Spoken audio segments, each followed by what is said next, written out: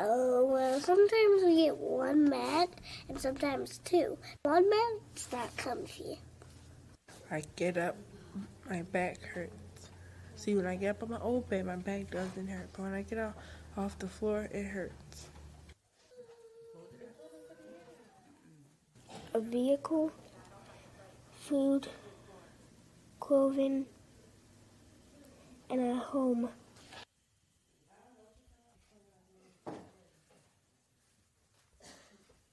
Because I have to wake up really early because I sleep at a church. I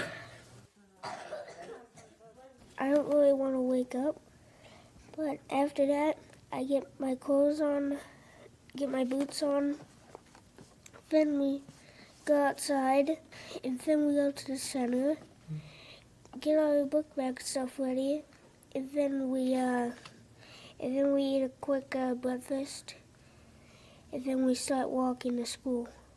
I'm scared of people. Like if they ask me to walk me home, and it's hard when you're struggling. I just tell them that we're staying at a hotel because we're on vacation. I need coloring pencils, 5 books, math books, and reading books so I can read, and some uniform, pants, and sneakers and shirt. I like them to know that it's not easy being homeless and that many people are, and that we're just looking for an opportunity to have our own place. I'm kind of proud of myself.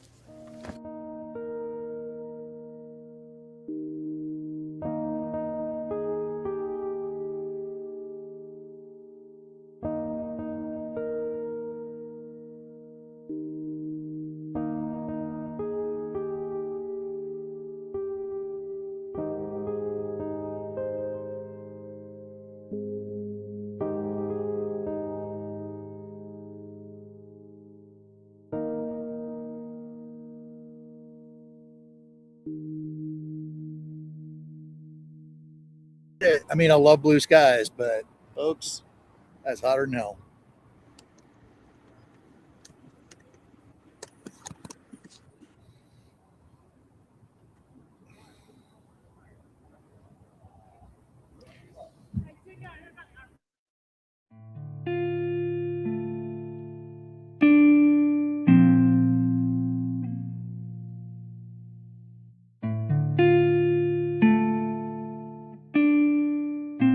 I just want people to know that there is no one face of homelessness. Just the other day, like one of my best friends was, oh, that man looks so homeless. It's like, what does homeless look like? Because I'm homeless. Stayed in my car for a little while. My car got stolen. Then I started staying with different friends, bouncing around from my friends to my cousins to my dad's to other friends. My daughter, she has severe eczema. So a lot of times she doesn't get any sleep. And by her not getting any sleep, I don't get any sleep. And now she's waking people up because she's uncomfortable and she's screaming and she's scratching. So you kind of feel like you're walking on eggshells, and you know sooner or later they're going to ask you to leave. We lived in a garage with no windows, no bathroom, no sink, no nothing to cook in, no water, no shower, nothing. So you can imagine, just imagine what we had to do. When you have a child that, you know, is thirsty or hungry or whatever, and the fact that you can't just go in your wallet and grab your debit card or grab $5 or whatever and go to the store because you don't have it, it makes you desperate. It's still a different kind of prison. It's not our home. It's not my home. It's somebody else's home. I'm 41 and I'm living out of somebody else's bedroom. He says, look, I'm moving out on Friday. I'm just waiting on my VA to kick in. I've already found an apartment, blah, blah, blah. You know, you and Hannah can just stay there until you figure out what to do next. And I was just so grateful at that time because there was nowhere else to go. Tonight we're in this apartment. I wake up to the guy trying to get in the bed with Hannah and I. And I'm like, what are you doing? There was never any implication. I never did that. In fact, had I started doing that, I probably wouldn't have moved as many times as I did, because it all ends up about sex with these guys that claim to care and want to help out, and how women should be treated a certain way, but it's all about the sex. The kids are pretty great. If they know that I'm getting a little stressed, they'll tell me, why don't you go for a ride? Why don't you just take a walker? And they tell me it's not that bad. At least we still have each other. I wasn't eating, I wasn't focusing, I wasn't sleeping, I wasn't taking care of myself. I was taking care of my family. The hardest thing is, like, I think seeing my mom cry because we don't have a place to stay, and it's like hard for me. So I know I have to go to school and do my best so I can get a better job and take care of her when she gets older. I sleep in the church with a nice air mattress. When I wake, Must be getting close. I just told them, I gave them the go.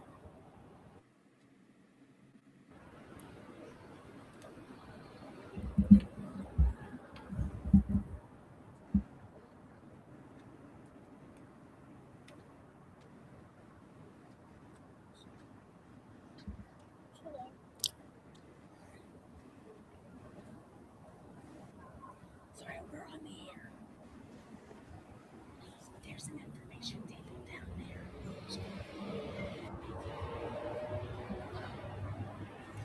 Can I have a pen?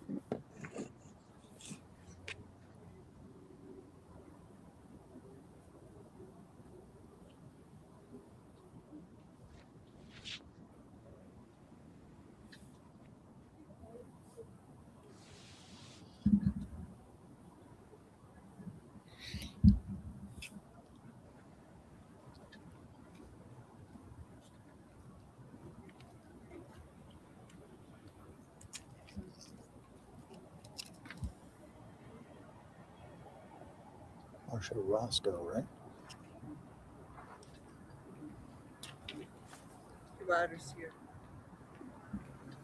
End your life. Somebody start talking. Okay, I'm Max Goller. Welcome to Homeless Remembrance Blanket Project 2025. We are here in Denver, and amazingly, if you've been with us in the past years, you've probably seen poor, cold, sorry people doing these events. But this year, it's really, really warm. So we're happy to be here. I'll let all of the other people who are on the podcast with us introduce themselves. And so we'll start with Diane. Hey, Diane Nyland. I'm out here in the mountains of Western North Carolina. And Matthew. Hold on. She heard me. Marcia, you can go ahead and introduce yourself. I don't know where Matthew is. Hi, I'm Marcia Roscoe, coming to you from Hershey, Pennsylvania, the sweetest place on earth. And so I'll introduce Matthew because I don't know if he's muted or what, but we have Matthew Best with us. I believe Matthew's back in Carlisle, Pennsylvania.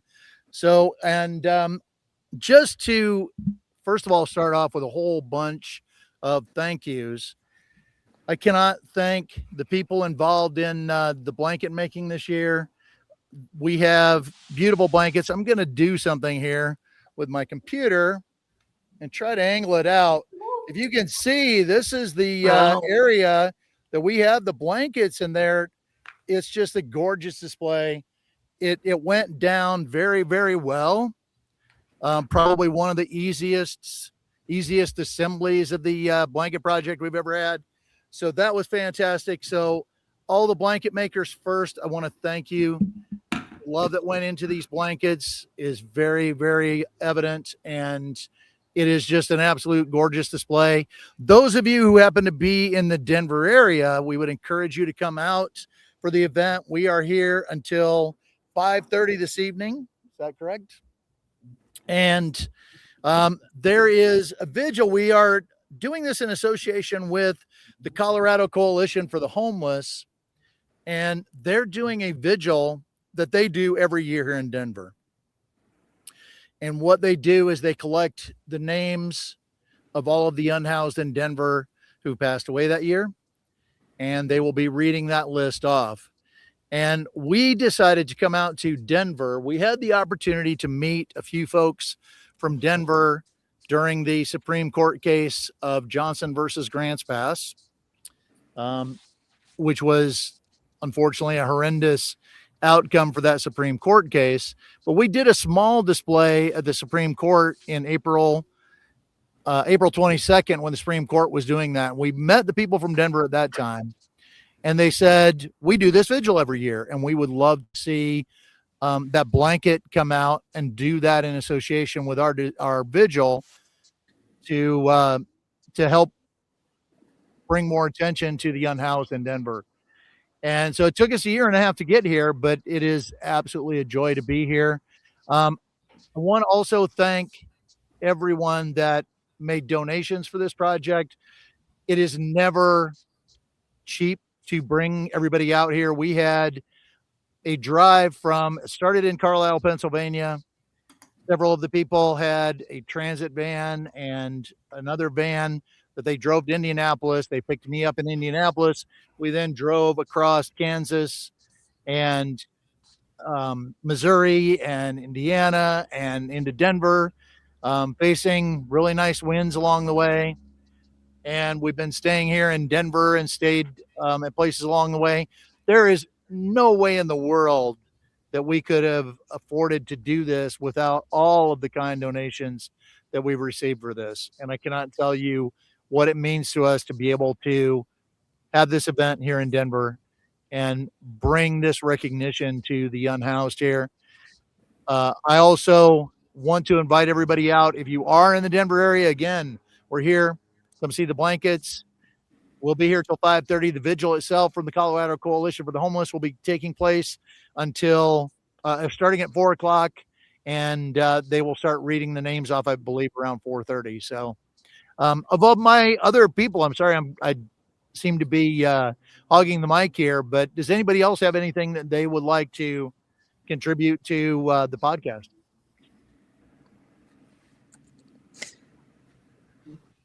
If you want to start, Diane, I will start calling names, and if I get a response, then I'll know that they're there. And do you have anything that you can contribute to us, Diane? Well, I'll tell you what, I haven't really spent a lot of time in Denver, but looking at what's behind you there, it looks like a pretty neat setting. And having been at a few of these blanket events, I'm really glad that, you were able to get there, not blow away as you went across Kansas, and get a lot of help to get the blankets laid out. And I assume that you're going to have a lot of help at the end of the day when you're bringing the blankets and distributing the blankets. So that's, that's the thing that at the end of the day, I just remember in Washington, D.C., you could have stuck a fork in me and I was done. I mean, I was just exhausted. And then we had to, do the blanket distribution. And so it's a lot of work. The blankets are beautiful. A lot of work has gone into them. And a lot of work has gone to get you there. And I'm excited that we get to do this, and I'm out here in North Carolina, not where it's nice and warm, but I'm happy to be a part of this. Well, we'll send you as much warmth as we can. I'm going to try to get Matthew in. Can you hear me now, Matthew? Good. So the reason I wanted to bring you into this is Diane made the point that we have lots of volunteers, and this went down very quickly and all of that. And that is in large part thanks to your daughter, Emma, who's with us. What a great coordinator for the blankets. She volunteer coordinator extraordinaire. Just talking to her over the past couple of days, and she's talking about, we got this many people for the morning and this many people for this. And it's just I've dealt with a lot of volunteer coordinating with other organizations I've been at, Kurt Vonnegut Museum and Library, Ray Bradbury Center. Emma is all over this, and I can't thank you enough for her. So we'll bring you into the conversation. Well, thanks, Max. Yeah, Emma is a blessing, and certainly proud of her, and I'm glad that she's there, that she was able to go. She's quickly reminded me that she has now been to more blanket project events than I have. Uh, which is kind of amusing. But she's been to all 5 of them, and she the other big thing is she just graduated college as well last Saturday, and so this is a big month for her. And she's deciding to spend her time this way. She's graduated with a degree in social work, and she's a huge help. And this is right up her alley. And so she's representing us well. I know she's having a good time, and really kind of making sure that things are organized the way they need to. And I know she'll take care of making sure all the blankets get out. We were talking about that. That's usually one of the things that I'm in charge of, is at the location, is making sure the blankets get out. And every year they always do. We never know. Of course, we never know how many blankets we're going to have. And we have a list that we make of who's going to come and how many they're going to take. And every year, that's great that we have that organization, but every year we end up with more blankets that have gone out than people who are coming to take them, because they just, I can take this much, and that type of thing. And it's wonderful. So all the blankets go, and it's a huge help. And so, and again, that's just a fraction. This is when people are looking at those blankets on the ground, the idea is to imagine that there is somebody underneath each one of those blankets. And that is just a fraction of what we're dealing with homelessness in this country. And the blankets also represent the love, the care, the empathy that people have. And that's not just important this time of the year, but that's important always. I know that there are folks, as a Lutheran pastor, I will say, I know that there are folks in some brands of Christianity that think that empathy is toxic. And I will say that that is absolutely wrong, that empathy is essential. Yes. And empathy is faithful. And it's about being human, if nothing else. We're supposed to care for each other, regardless of whether that's faith-based or not. We need each other to do this. And this is a great representation, this project. Well, I'm glad that Emma was able to bring up that idea of her being at all 5 of these so far. And Pat LaMarche, the founder of this, is the only other person. We were factoring it in yesterday, the only other person that had been to all 5. So this does give me the opportunity to bring Marcia into this. So both you and Marcia, I think this would be the first ones that you might have missed. And there's a reason for that. So Marcia, I'll let you explain why you weren't able to be here today, because I think Matthew has the same reason. Yes, sure. I am on staff of the Lower Susquehanna Synod of the Evangelical Lutheran Church in America, and you're going to get to hear from our new bishop coming up in the next 20 minutes. And so being on bishop staff and it being just a few days before Christmas and our ministries here, going to Colorado, not going was such a tough decision because this is year 5. Although I have to say I'm quite envious. I see the blue skies and the short sleeve shirts, and we've not had that luxury. But I just do want to do a shout out and a thank you to you guys for being there and making this possible. But also, Max, I'd love to hear, I believe every time we've done one of these events, Pat calls us the lovely Lutherans. Yes. We find our local group of Lutherans, we call it a synod, and they help out. And so I'm wondering if they were on the scene this morning, but also if you could just share, what volunteers showed up this morning to help make this possible so quickly. Do you know? I do not. So that might be a good reason to bring Emma into this, because she was absolutely, like I say, the volunteer coordinator extraordinaire. And I've just been going around kind of playing in the background, preparing for the podcast and laying down blankets myself. But we had, you say 20, it looks like we had 20 volunteers this morning. And I totally agree with Pat. Lovely Lutherans, I think, is a wonderful way to describe what the ELCA has done for us. And I can't thank the ELCA enough. You've donated so much time and effort and money, and you've given everything that you can. And we are absolutely ecstatic that you've been involved in all these years. I know myself, I feel badly. This is only the second actual blanket display that I've been able to be at. I was at the one in Washington, D.C., and I'm here for the one in Denver. And my misfortune is that my wife's birthday happens to be December 21st. So there's that pull of commitment towards my wife that kept me away from some of the others.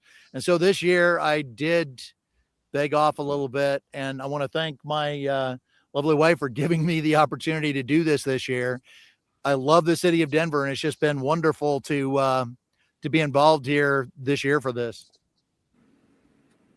Yeah, and I just would like to share that I hope we keep this momentum going, because here in central Pennsylvania, I believe that we have started a movement. I mean, wouldn't you agree, Matt? I think more and more folks every year, the minute this is over, I start getting messages saying, are you going to do it again? Can we keep making blankets? We now have youth groups doing it. Our synod-wide youth events are putting these together. And so there's just this movement and this momentum, and it's beautiful to see it all the way in Colorado. But it's just been such a joy to see where this is going. And I'm glad you bring that up, Marcia. I think that since we've got people that I'm sure are watching this podcast live this year, we're doing it again next year, folks. And we are looking for blankets tomorrow. We'll be looking for more blankets. You might want to hold on to them until we have a place to put them. But if you want to start making them now, we would appreciate it. And the location for 2026 has already been identified. We're going to be in New York City at the Stuyvesant Park, and we were invited there because they got word that we were doing this blanket event, and they said New York has many unhoused. We would love to be able to recognize them as well, and can you please do a display in New York City? So next year we'll be in New York City for this event. So for those people that want to make blankets, we welcome your blankets now. The dimensions and everything that we're looking for, if you go to www.memorialblanket.com, all of the necessary requirements of what the sizes and all that should be are on there. They're not going to change. We're looking for blankets that will fit standard beds, and we're looking for baby blankets because unfortunately it's not just the adults that are unhoused. We have many children and babies that are unhoused as well, and we want to be able to keep them warm as well. And I don't know if we mentioned it earlier, but every one of these blankets that's on the ground here now, I think Matthew may have brought it up, they're all going to be picked up immediately and taken to places that can distribute them immediately to the unhoused here in Colorado. So that's another bit of what we're about. You know, Max, what I'm wondering, I don't have the luxury of being there and seeing the foot traffic. I know that you're in a beautiful place here in Denver. Are you getting foot traffic today? And are there folks sharing what this is all about? Because I used to love to hear the stories of people walking by and being so touched by this memorial. So any foot traffic going on there today? Yes. And I had the opportunity before this all started, which was another part of what I was doing, is we're actually getting foot traffic at the podcast studio that we have set up here. So we've been kind of pushing people away even from talking to us at this end. But at the far end, I guess I can do this again. I'm going to try to angle my computer down. At the far end down there, we got all the blankets on the ground. And then at the far end, we've got an information table of people answering questions down there as well. So yes, we are getting foot traffic, and people are absolutely interested in it. And we are so excited that we are getting the foot traffic. And when we were putting the blankets down, that was a part of what was occupying my time too, because I've been to enough of these and I've been involved in enough that I have the background on it. So I had the opportunity to talk to people, both just bystanders, tourists. Some people were unhoused themselves, and explain to them what we were here for. I spoke with one man who was unhoused, and I invited him back and said, if you're here during the vigil, when it's a little cooler, we'll wrap you in a blanket right then and there and keep you warm. We're not giving any of the blankets out during the day, mainly because it is so warm that they're not necessary. If it was colder, we would be having people pick blankets up right now and take them, because that's honestly what they're ultimately for. But by the time the vigil begins this evening, that's part of where the blankets will be going to. The people that are unhoused who happen to be here at the time, we'll just pick them up and take them. Really important point, because ever since the third event, which was at the steps of the Pennsylvania Capitol, each year blankets have been given out literally at the event to people who are unhoused, because of the locations of where people are. I remember at the state capitol, there was a woman who just happened to come across at the event, and it was cold, and she was in a t-shirt and just not really sure where she was going. And so, a lot of folks who are volunteering were able to come around her, not only put blankets around her, but also get her connected right then and there with the emergency shelter so that she had somewhere to go that night. I know, again, in Philadelphia, same type of thing. We had folks that were unhoused, and again, it was frigid last year, and we were able to get blankets to folks right away. Fantastic. So I get to come in now. We have Jonna. Did I pronounce that right? Jonna Flood? Good. So I've got Jonna Flood with me here. And so we're doing this locally here in Denver. Jonna is with Elevated Denver. And so we want some local representation here today. So I get to talk to her. So Jonna, if you can tell me all that you want to tell me about Elevated Denver.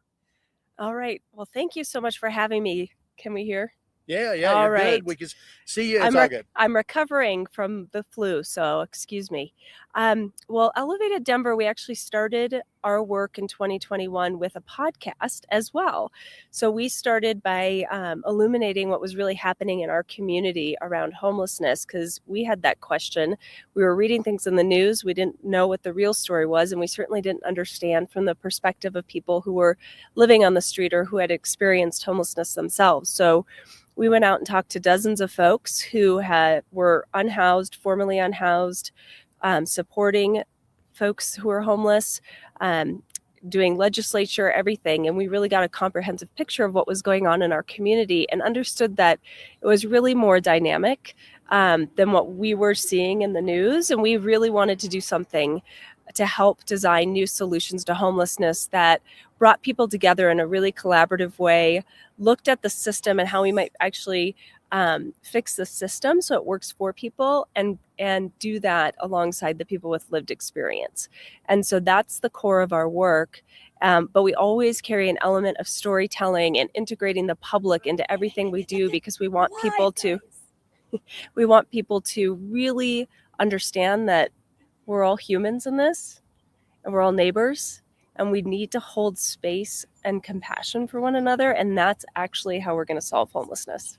So you said you started as a podcast. We did. So, and I'm a podcaster myself. So I started a podcast about 1.5 years ago.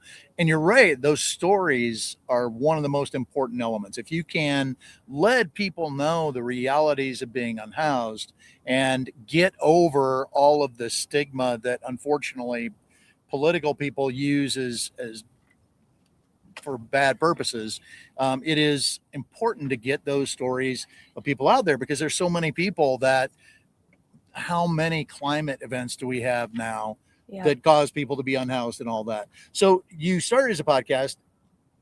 Did it grow into more than that, I'm assuming now? Yeah, it did. And actually, I love what you're bringing up, because we still wanted to keep storytelling alive. So in addition to the podcast, we also went out and said, well, let's talk to the folks who have used the housing and homelessness system and understand what's working really well and what's not working for them. We call that our community landscape. And when we identified what the breakdowns were, we knew, oh, that's where we can start solving these problems. We bring business leaders, government officials, nonprofit leaders, and again, most important, the people with lived experience together to say, okay, let's look at this one problem. How do we solve this? What might we do here? And then we take those solutions and incubate them. And we've been doing that, all of this since 2021.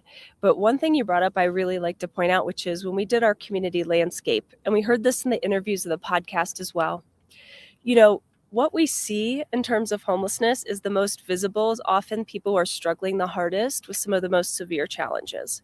What we don't really see or understand, and we certainly don't hear about in the news, is that most people had an event, loss of a job, a health event, loss of a loved one is a very huge thing that happens to many people, to many of us, by the way. But these folks hit an event and they don't have the financial backup or the social network to bolster them, and they start falling through the cracks. And actually, that's usually the cause of homelessness. And then once someone experiences homelessness, what we found here is it can take 3 to 6 months to get beyond immediate shelter and food. By that time, you've been sleeping on the streets. That can cause its own health issues and other challenges, and you're really teeing your people up for a lifelong journey. So what we wanted to understand is how can we reach people earlier and support them, because we all need support. That is the reality. If we all take a critical look at our lives, we know we all lean on each other for support in different ways, and folks who are experiencing homelessness need that too, and they just didn't have it when they needed it. So that's one of the core things we're trying to do. How do we meet people early, right when they need some support, and give them someone to lean on with a compassionate ear and skills for lending support and connecting them to resources. Fantastic. Now I'm at a loss for words as to what else to say. I did, when you were talking about that, I should be writing this down too. When you were talking about that, one of the things that Pat has brought up frequently is the elder orphan situation, where we have many people who are growing older and they don't have any family to take care of them. And that's becoming a bigger issue. So Elevated Denver, do you have services, and what are those services? And beyond the storytelling, I don't know that I caught all of the services that you provide. You know, you're not the only one, because we do so many things. Yeah. It can get a little confusing.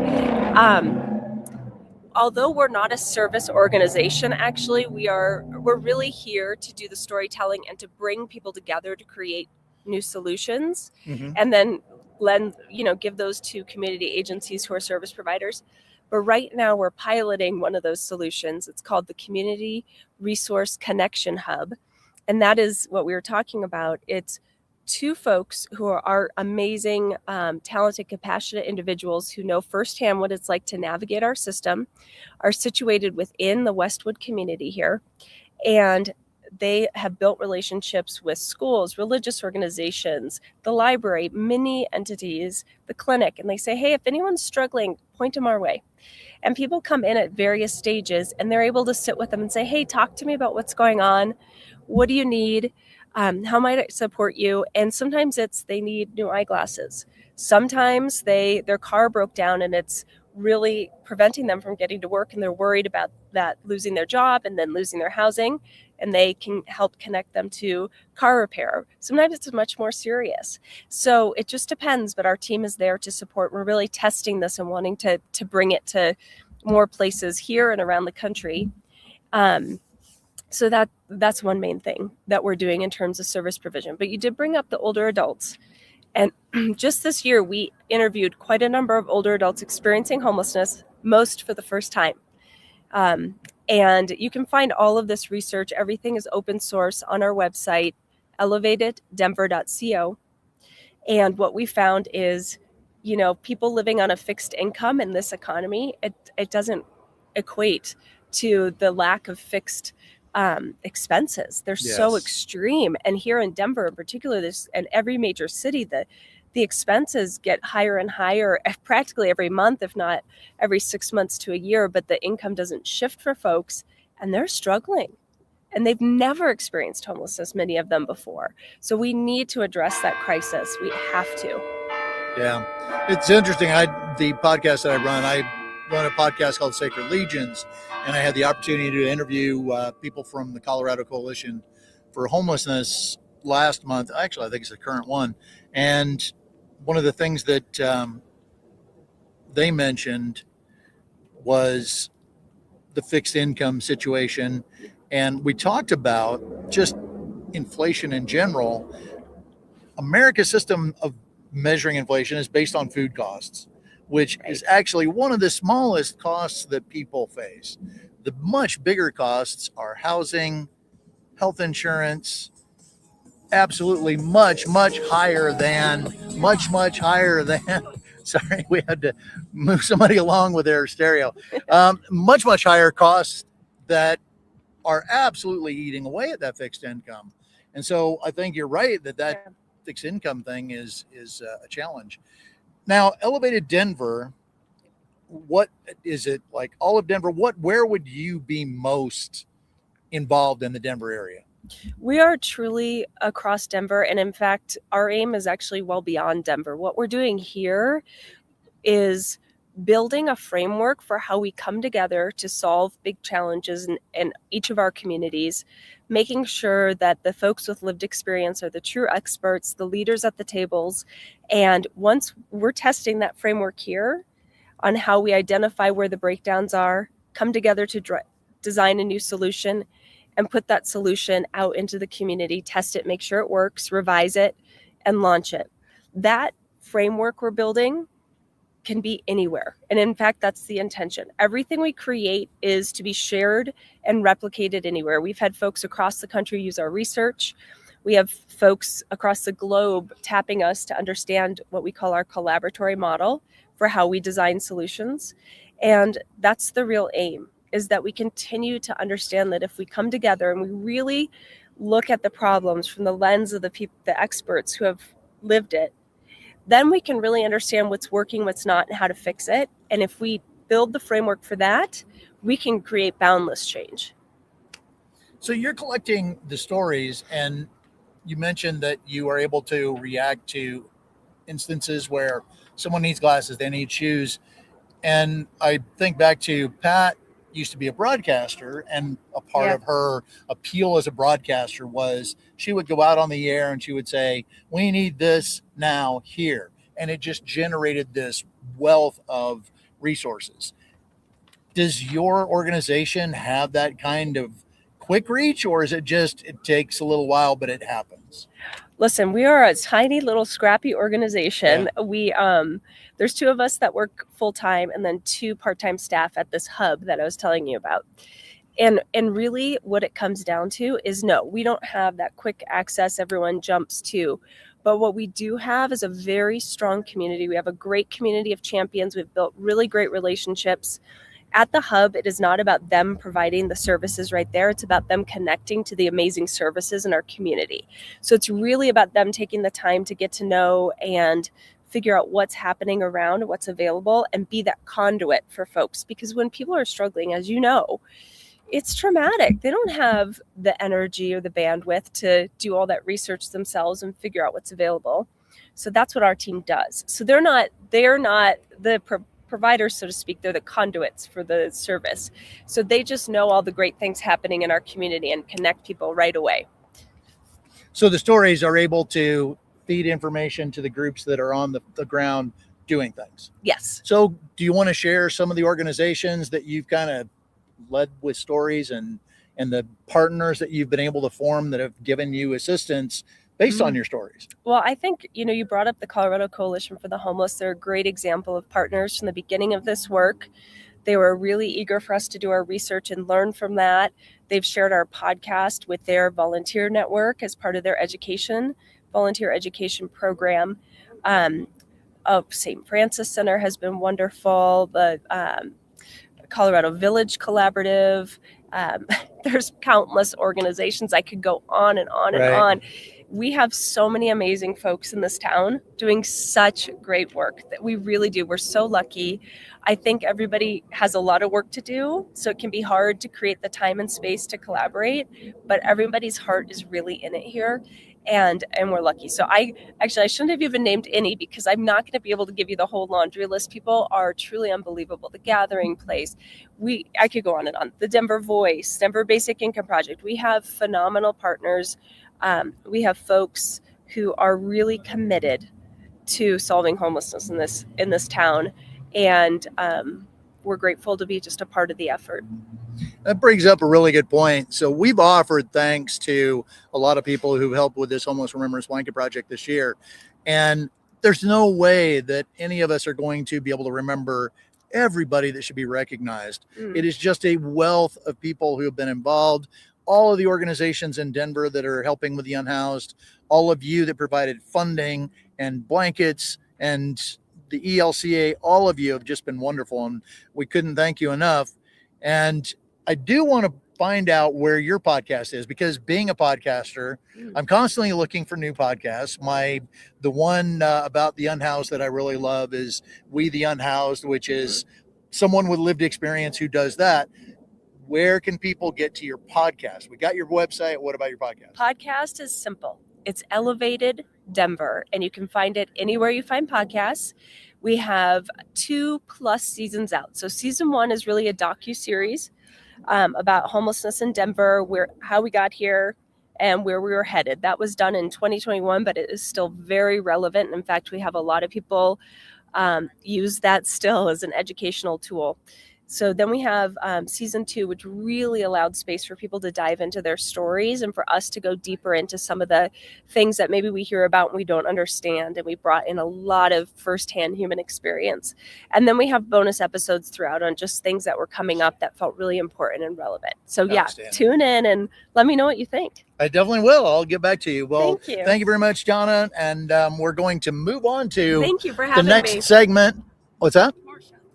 Okay, so we are going to bring Marcia back into the mix. So we are here live with a lot of our guests.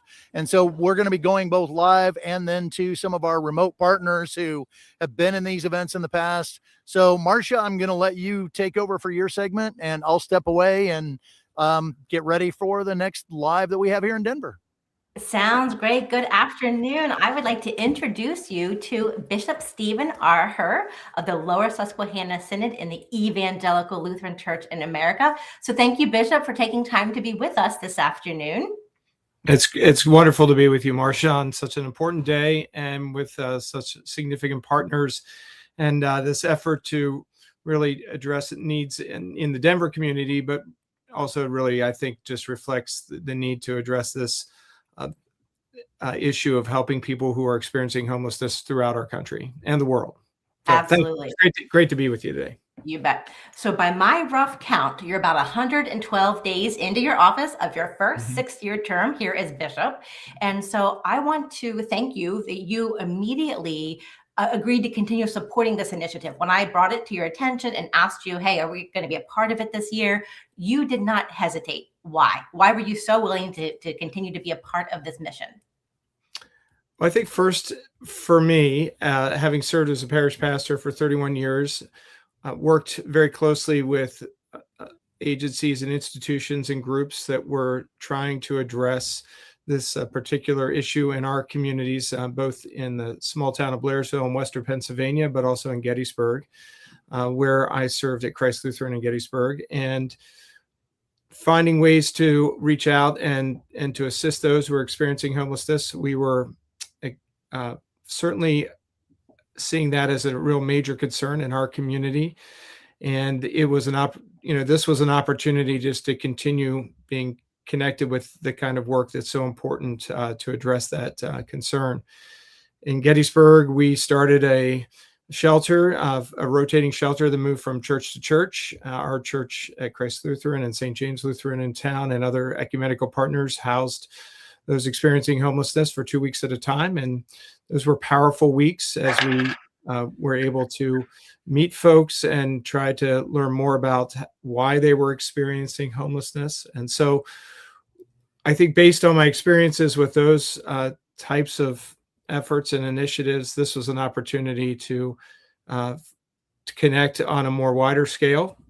This is my first time really being closely involved with this project, although I had heard about it from what your work and Pastor Matthew Best's work with it within our synod. And so knowing that for so many of our congregations, so many of our members of our churches, and so many of our rostered ministers, our pastors and deacons, this addressing the needs of homelessness in their communities is really important. And it's important for our synod to be walking side by side with them in that effort.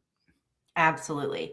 One of the beautiful things about this initiative is there's a lot of community organizers. Not everyone is necessarily faith-based. This afternoon, you are bringing a faith perspective to here. And so I'm wondering if you're willing to share what core convictions, faith beliefs, supporting scriptures kind of guide your thoughts here. Yeah, I appreciate you sharing that. And I know within the church, we are grateful and always willing to partner with a wide array of partnerships, right? Those who are faith-based and those who are coming at addressing this concern from a different perspective. So we're grateful for all of the work. I really appreciated hearing from previous speakers from some of the really interesting and really powerful organizations in Denver that are addressing this issue there.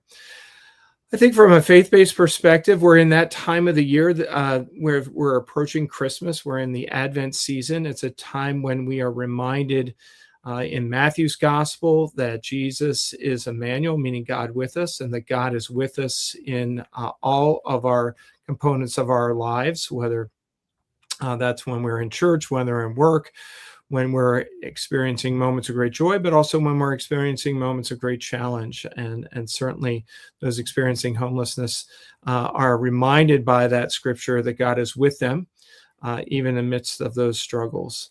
I think also during this Christmas season, we also focus on Jesus as Christ, as the light of the world, and a light that can shine brightly, a beacon of hope in the midst of a world that often presents many challenges to us. And so I think for me, the image of Christ as the light of the world and Emmanuel, God with us, are some of the passages that I think are very meaningful to me when I think about how God enters into this world and inspires us and calls us to help those who are in need. Also, Matthew 25, where we are, I think specifically where Jesus challenges us to care for those who are hungry, those who are in need of clothing, those who are in need of visitation, those who are without a home. In that passage as well, I find inspiration. That's wonderful. So in your first few months of office, I know you're just now beginning to get a better sense of what's going on across our synod. In what ways do you have hope for our congregations and our ministries to more deeply engage, maybe not just homelessness, but other justice issues? Well, I think this particular issue on this particular day invites us to think deeply about not just homelessness, but the many challenges that people around the world, not only here in the Lower Susquehanna Synod, South Central Pennsylvania, but those in Denver, those across our nation, across the world, are wrestling with. And whether that is hunger, whether that is finding affordable housing, whether that is finding or searching for and hoping for the ability to get housing or be treated with respect and equity and justice and welcome. I think that the church is called to work and to engage and to try to make this world a better place by seeking to address those concerns, to fight and advocate for justice, inclusion for all people, rights for all people, and also to be able to address their needs. And so our churches are very active in doing that here, not just in the Lower Susquehanna Synod, but when you look over the Memorial Blanket Project, you see churches from throughout the Evangelical Lutheran Church in America, synods, other synods, including ours, but also other churches as well, are some of our ecumenical partners engaged in this important work. And I think that our faith really, especially this time of year again, I think we are drawn in to remember that God's grace enters into the world, and that we're called to be grace-filled and hope-filled as we seek to make the lives of others better. Yeah. As we finish up here, do you have any words of hope or encouragement for congregations or ministries that feel called to support those that are experiencing homelessness? Yeah, I think, first of all, I think that certainly there are institutions and agencies within every community that are engaged in this work. And certainly, and it can, the need never seems to end, right? And so it's an ongoing issue, and sometimes you can lose hope or feel like I'm making a difference. But I think that my experience as a parish pastor has taught me that one life at a time you can make a difference, and each person that will receive a blanket today will be reminded that someone loves them, that cares about them, and is concerned about them. And I think that that's what we're called and challenged to do. And I think our congregations and other agencies and institutions are invited to meet that challenge and to rise up to that challenge. I'm grateful for your leadership, Marcia, with this project in our synod, and with Pastor Matthew Best's leadership as well, and for the many congregations throughout our synod that made blankets, that helped fund this project. And I'm grateful for the Charles Bruce Foundation and the agencies and institutions on the ground in Denver that are hosting this particular year's event. Yeah, when you and I were talking, I think over the 5 years, at least half to 3/4 of our congregations have somehow been connected to this initiative. And so, yes, we are just so incredibly thankful. And, and we're in this work together. And I think for me, that brings, it gives me hope. Hearing some of the previous speakers talk about how they are working to make a difference, right, reminds me that we're not alone, that God is certainly with us, but also that we are with one another in this important work. Well, thank you for being who you are. Thank you for being with us this afternoon. It's been a joy. It's been a joy to be, and an honor to be a part of this. And I will hold you and the entire project in my prayers as this initiative moves through this day and into the night. Sounds good. Thank you very much. God bless. You too. Hey, Marcia. Hi. All right. And there's Dr. Van Scoy. How are you? I'm doing well. How about yourself? Hi. Well, I don't know if you remember, but we've been on panels before. The Harrisburg leadership Harrisburg has brought us in to talk about healthcare and whatnot. Oh, okay. Yeah. So I know, Marcia, you had some questions you wanted to start off with. Yeah, no, first I just want to say thank you. Dr. Van Scoy is the UPMC Street Medicine Program Director, and a shout out to my sister, Angela Long, who helped connect us. She's also a part of your team. Yep. I just thought it would be helpful for our audience to start by hearing, how was this program born? Could you share the story about UPMC's Street Medicine Program? Sure.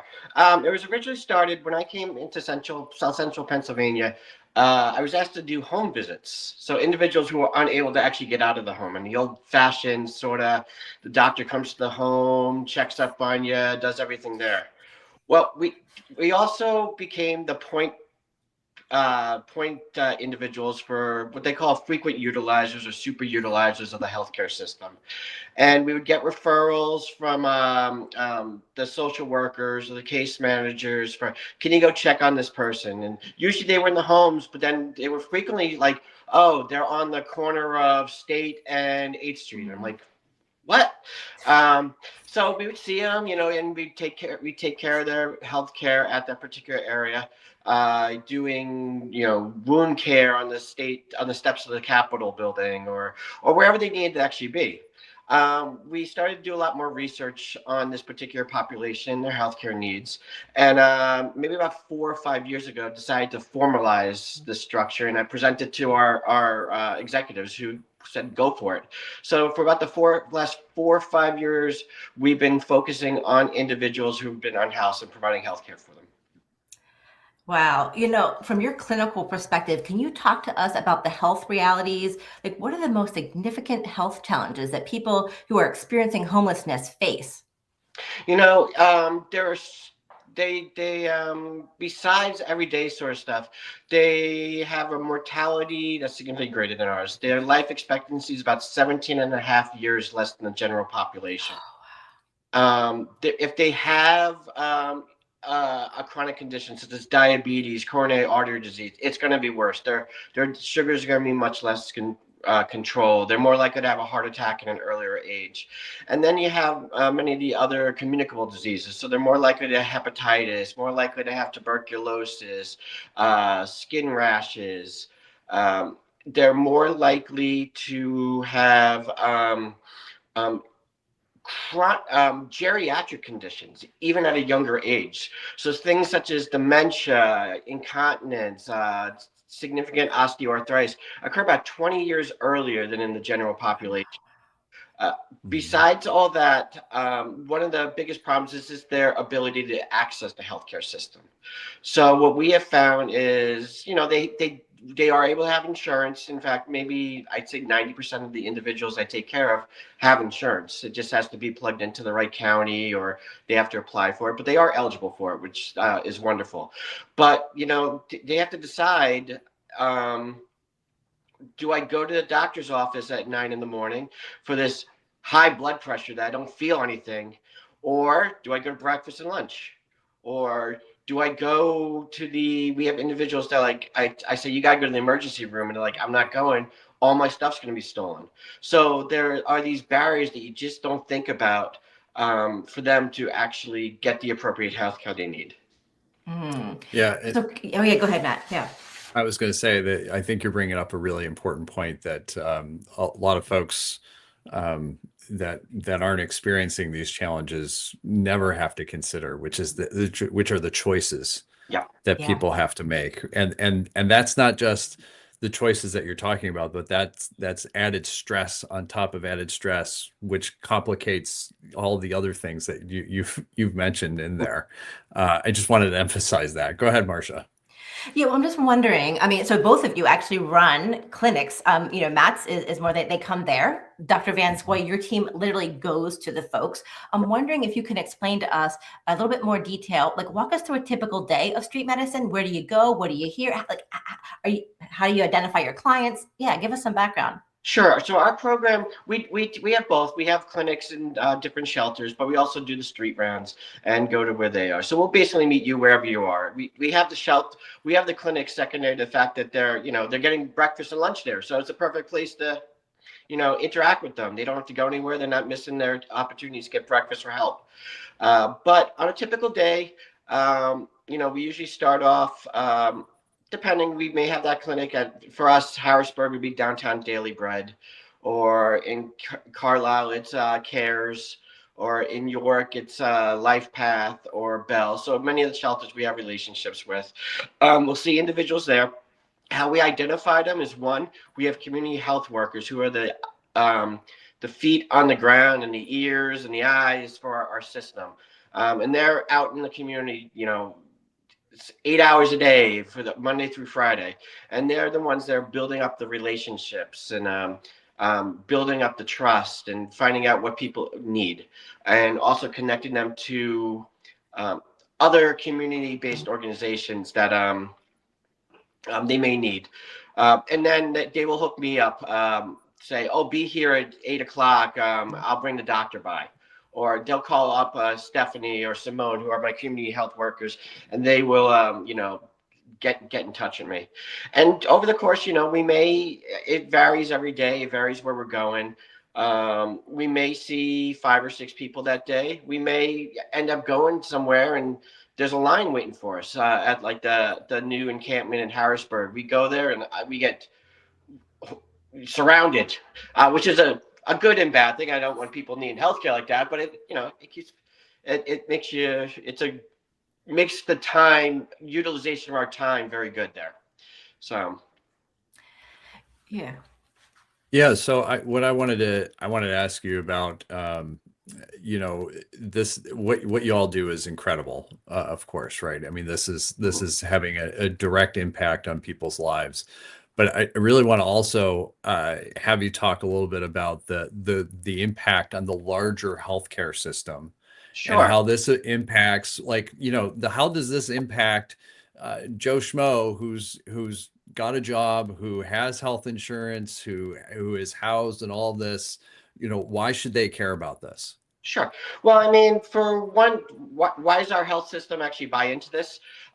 These are individuals that are more frequently, like we said, to be ill, end up being in the emergency room, to end up being hospitalized. And when they're hospitalized, they tend to be there for a longer length of time because people, it's hard to discharge somebody back to the street after they were so ill. It's a terrible feeling for the inpatient doctors and nurses. Be like, well, I can't really do much for you. I know you just had pneumonia, but here you go. So that's and with that,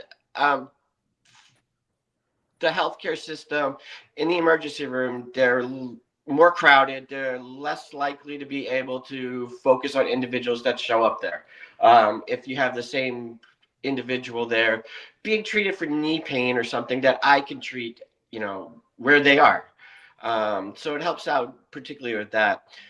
In addition, like everyone else has been saying, these are our neighbors. These are our friends. Many of them just had a bad turn of luck, lost their job, maybe got in having marital issues or something else, and they end up being in a shelter. So I always kind of think that I'm one decision or one bad something away from that being me, and that's how I kind of go throughout the course of my day. Well, and this even also, the greater impact too is the idea of this. What you're doing is actually reducing costs of healthcare for everyone else as well. I mean, this has a greater impact that hopefully then prevents more people from becoming unhoused as well. In that, I want to ask you this question: is what's your biggest joy in doing this work? Getting to know the individuals. So everyone that goes into healthcare or medicine, they want to help people. I truly believe that. I don't think they go in to be making, be a, I don't know, plastic surgeon in Hollywood, even though we need them.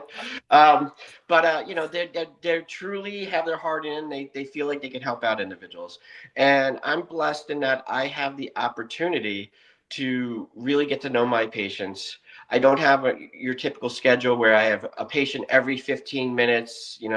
If someone needs to talk to me or if I need to spend an hour with someone on stuff that's not even medical, for example, hey, how can you help me with my insurance? How can I get SSI? I have legal issues. I mean, that's what we're there for. We're there to help, maybe not particularly be the answer, but we know how to get them to the answer. And so those individuals, I really feel like I know, and they become friends and family. I see them when I'm walking down Harrisburg. It's like, hey, how you doing? What's up? When something bad happens to them, it really does have an effect on us. So I'm blessed. Dr. Van Scoy, we know that if we're not careful, people talk about homelessness in terms of statistics. There's 15,000 people in Pennsylvania that are experiencing homelessness.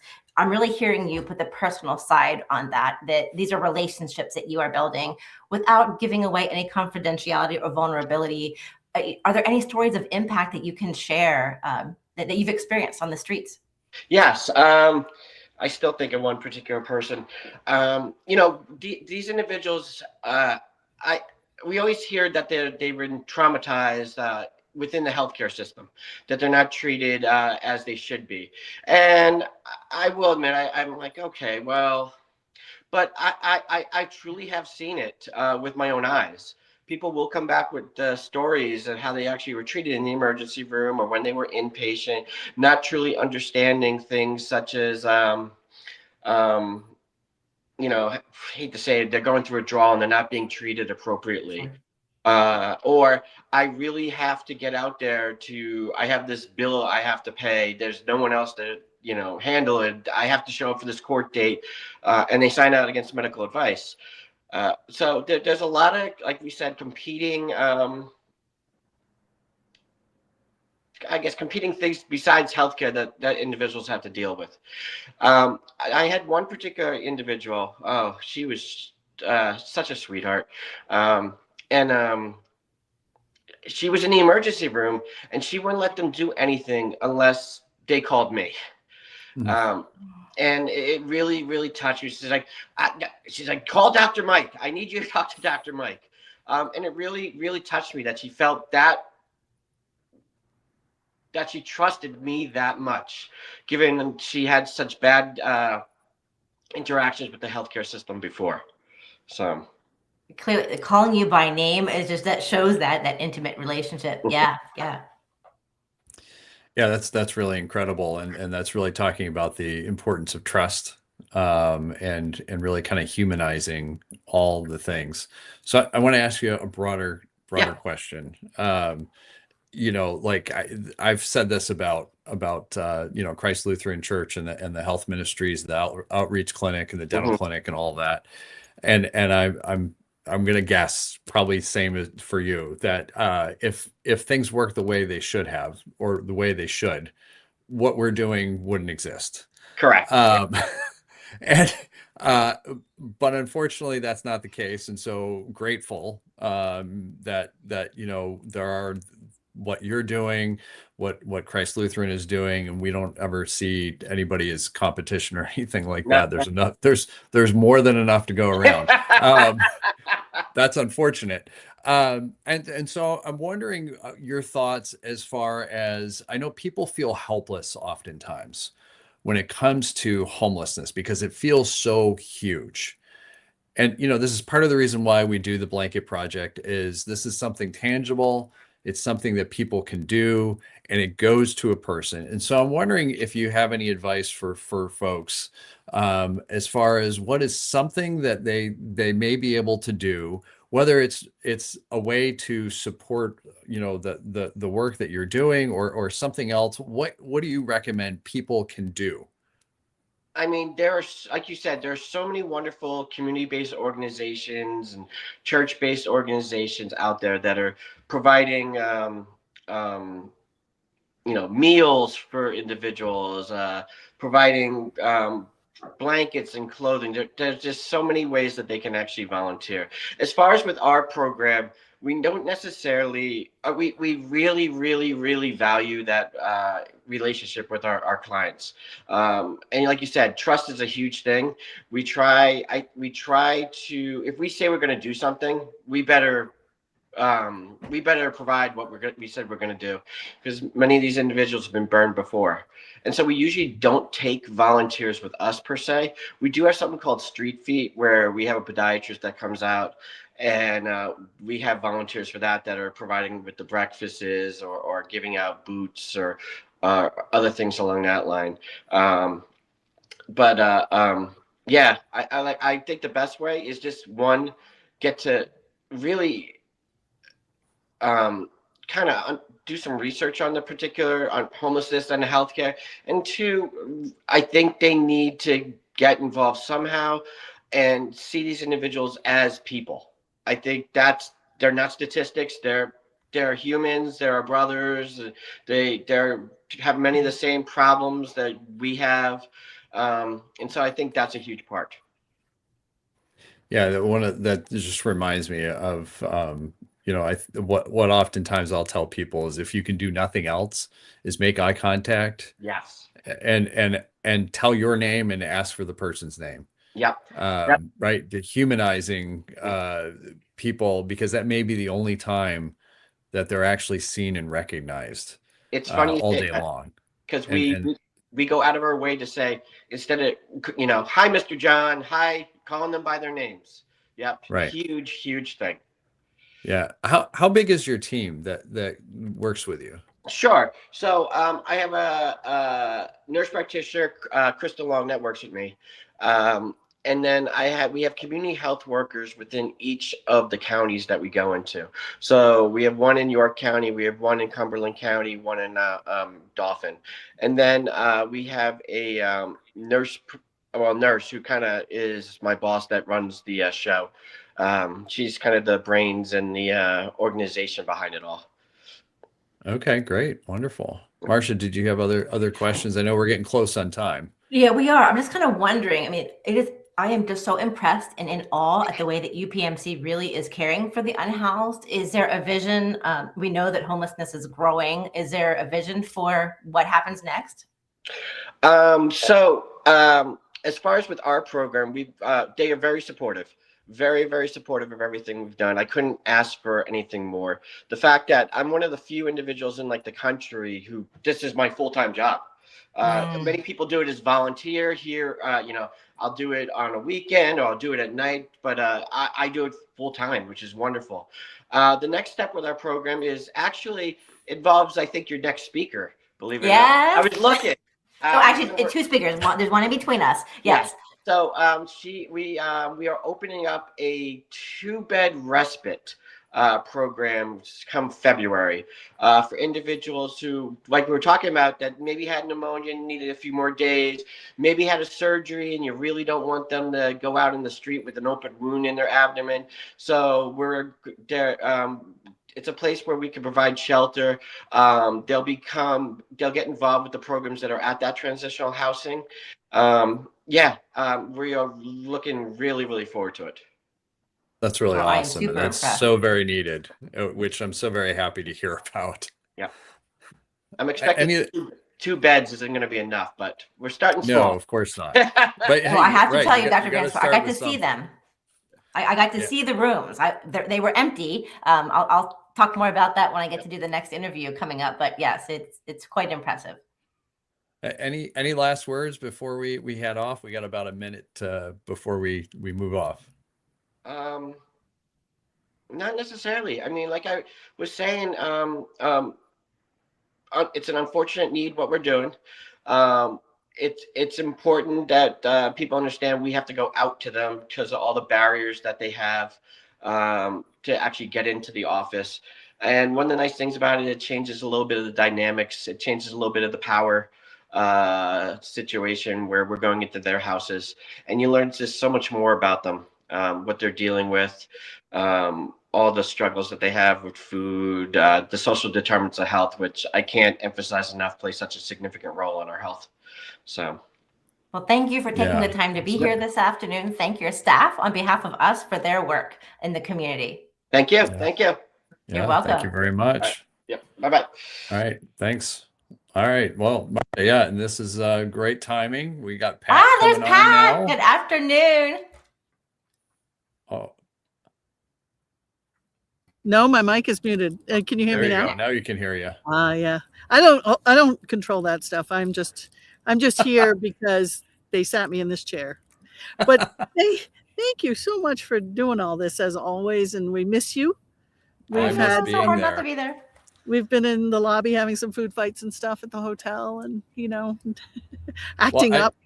I know that Emma will keep everything in order. She's Emma gonna- is an absolute treasure. I know, Yes. Emma Best is Matthew Best, Pastor Matthew Best's daughter, and recent graduate with her bachelor's in social work. And just, she's a joy. She's hanging out with a whole pile of like boomers, and she seems to be able to stand that, which I appreciate. You guys aren't even boomers, right? No. Yeah. So she's been wonderful to us. And when we don't know what our phone is doing, she just takes it gently out of our hands and helps us with it. But no, it's been really wonderful to have her here. And we're going to road trip at home, and I'll have her to you like Santa Claus on Christmas Eve.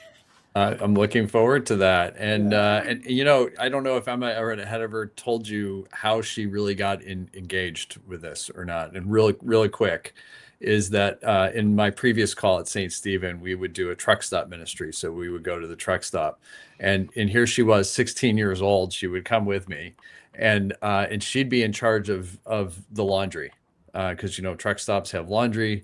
And so one of the big challenges is for people who are living in their cars in the truck stops is cleanliness. And so we would do laundry with folks. We would make sure they get a shower, do a meal, those type of things. And she was always in charge of the laundry. She was the laundry supervisor at age 16. And that's what got her into doing all this stuff. And so she has a real heart for it. Well, she's done your job that you generally do, which is organizing the blanket pickups. All the blankets that are out here on display will be folded and distributed to folks in need. We do that through agencies at the end of the day. And so always Matthew Best has been the person who coordinated the pickup and it's like, it's like a drive-through. People drive up. Oh yeah, this guy's got 75 blankets, load the car, get him out of here. So she's handled all of that. And then we also put her in charge of the entire volunteer registration through Denver, through the the Colorado Coalition for the Homeless. So the 60 to 70 volunteers that have volunteered to be out here with us, they have all gone through Emma. She has trained them. She has organized them. She set up the setup of the blankets. We had a delay getting the candles, so we're going to have a whole pile of people in their socks out there, which is nice that it's 60 degrees today. And when we've had to do the sock jobs before, it's been pretty cold. So we'll get the candles out there in time for the sunset. And then she's coordinated 14 to 18 volunteers to fold the blankets when it's over. So she's just been invaluable. Wonderful. Go, Emma. Yeah, I've been walking her, beforehand when she was still here in Pennsylvania. We were walking over, okay, here's what happens. And just encouraging her with the idea of, don't worry, it'll all come together. All the blankets will go. They always do. They always do. And people step up and they come out of nowhere. And it's just amazing how it all comes together. It's this, I don't use the word miracles very often. This whole thing that we've been doing now, our 5th year, is just, it's captivating how magical it is. Maybe I'll use magical. But it just, we have, the last count was about 735 that we have, but blankets are arriving all the time. And like, how did that happen? It's just amazing. Well, movement. And Pat, that's not, how many states this year? I remember last year was 42 states and 2 international. Yeah, I tell you, I've got pictures of all the blankets that were mailed to the Lutheran Church here for us. Yeah. And I will be posting those, I don't know, sometime after I sleep tonight. But it's amazing. It's amazing. And then we've been saving the love notes that come with these blankets that are mailed in. And so someday we're going to have to put together a booklet or something that just has these love notes in them. But anyway, so we're going to actually talk to a person with lived experience now. We're going to talk. Great. All right. Good to be with you. We'll be back.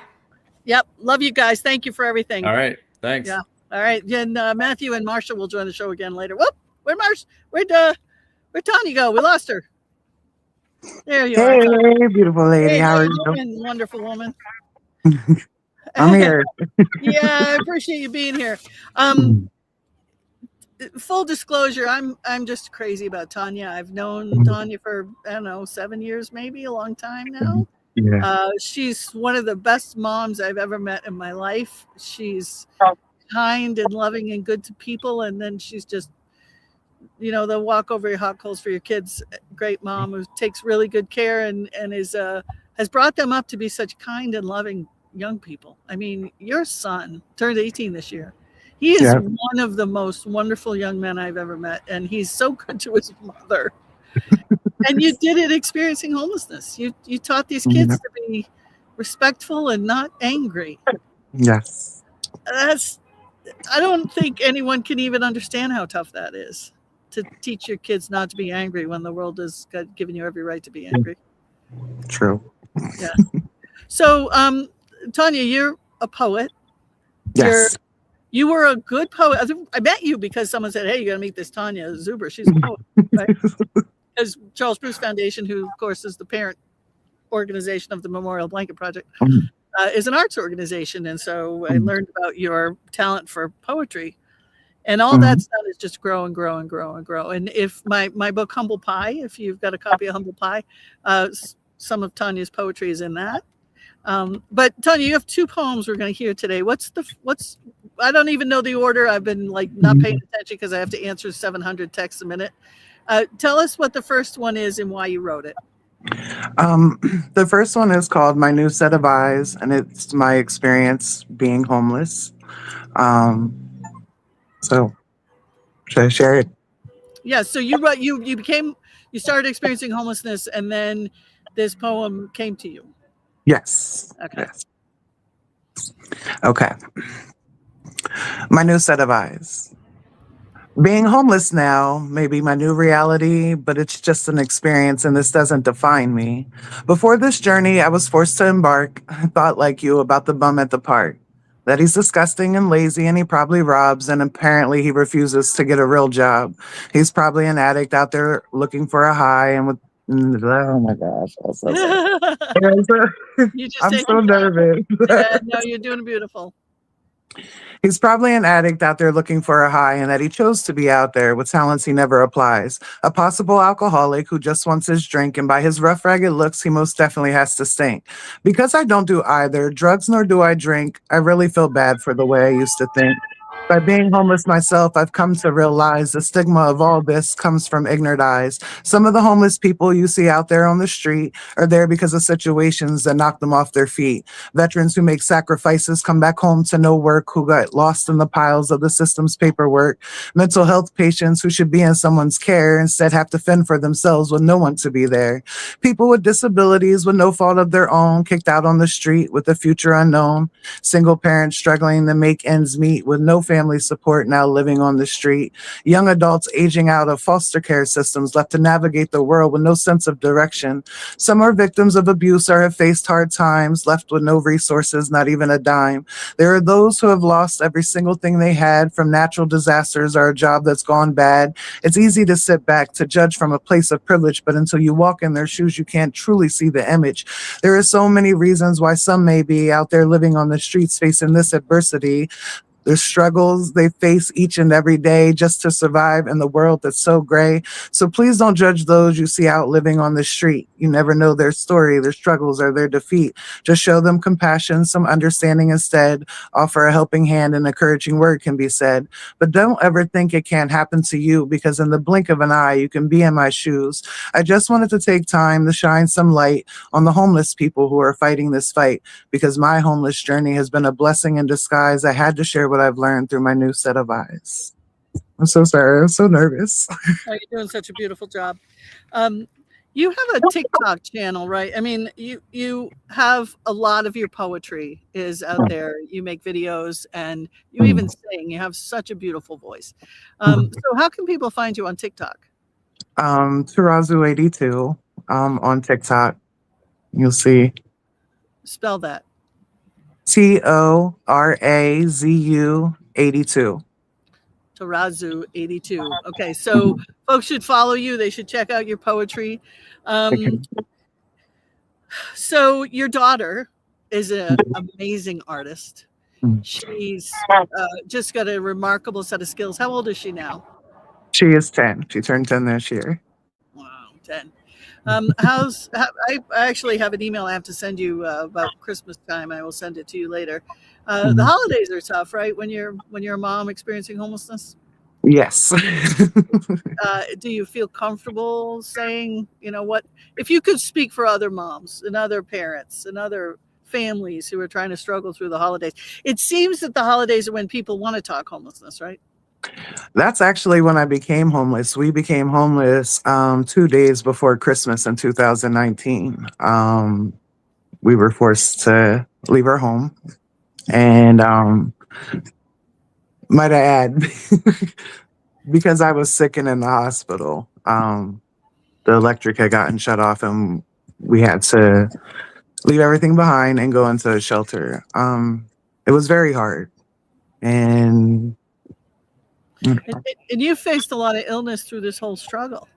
Yes. And it's not that there's anything wrong with mental illness. There's absolutely nothing wrong with people who have treated or untreated mental illness. They're just human beings who are facing a struggle. But yours is a physical illness that is debilitating and painful. And there are an awful lot of people in homes who know how difficult that is, to have chronic pain. Yeah. But for people experiencing homelessness, people look over and they see someone, they don't think, gee, I wonder if they're in chronic pain. Right. Yeah, I wonder if, that. Anyway, okay. So tell us your second poem. What's it titled and what's it about? I wrote it. I was inspired by a lady who helps the homeless and feeds the homeless on Facebook. She had said a quote They're without a house, not dignity. And then that had triggered me to write a piece. I love your Again, triggers. You know, I get triggered to be a world-class poet. You know, other people get triggered to just snap at people. That's my superpower. so this is untitled so far. I don't have a title for it, but it goes like this. They're without a house, not dignity, but yet people pretend not to see them. The homeless. Do you realize it's not a story they plan to live? It wasn't in their 5-year goals. It wasn't on their vision board. It was just one bad month, that one pink slip, that one fight, that one sickness, that one blink, and their world fell apart. You think it can't happen to you? You think you got backup? You think your family got you? You think your friends got you? They do till they don't. Until you can crash here for a few days turns into, hey, this isn't going to work. You got to figure something out. And suddenly your car is your closet and your coat becomes your blanket. People walk past the homeless like they're scenery, then want to say, just get a job. But please tell me, how do you fill out an application when you ain't got an address or had a shower or a shirt that doesn't smell like the fucking street? They stop asking for help because the look people give them hurts more than the hunger. They start talking to themselves because the silence gets so freaking loud. And somewhere between 2 a.m. and sunrise, they realize they're invisible. Homelessness can happen in the blink of an eye, not because you were weak, not because you failed, but because the world doesn't always catch you when you fall. And the truth, the real unfiltered truth is that the line between you and them is thinner than your pride wants to admit. And that's the piece. Yes, fantastic. that is fantastic. Thank you. Yeah, I love you. Thank you for taking the time today. And I love you too. Thank you. I'm sorry I'm so far away. I'll be home on Christmas Eve, but I'll try and see if I can have a chit chat with Santa in the meantime about those 2 wonderful kids of yours, okay? Okay. I love you so much. Love you too. Thank you. Yep, my pleasure. Bye-bye. Who's up next, by the way? We are Marsha is coming back in here. Hey, Marsha, wasn't that amazing? Oh my gosh, her story, her poetry is so beautiful, so vulnerable. Thank you for bringing her to us this afternoon. I got to tell you something. We are really excited, the Charles Bruce Foundation, because we got a poetry book coming. That's awesome. Our stuff is going to be a poem, and then we're going to have similar to another book we're doing written by Marsha Roscoe, which we're really excited about, which will be out this springtime.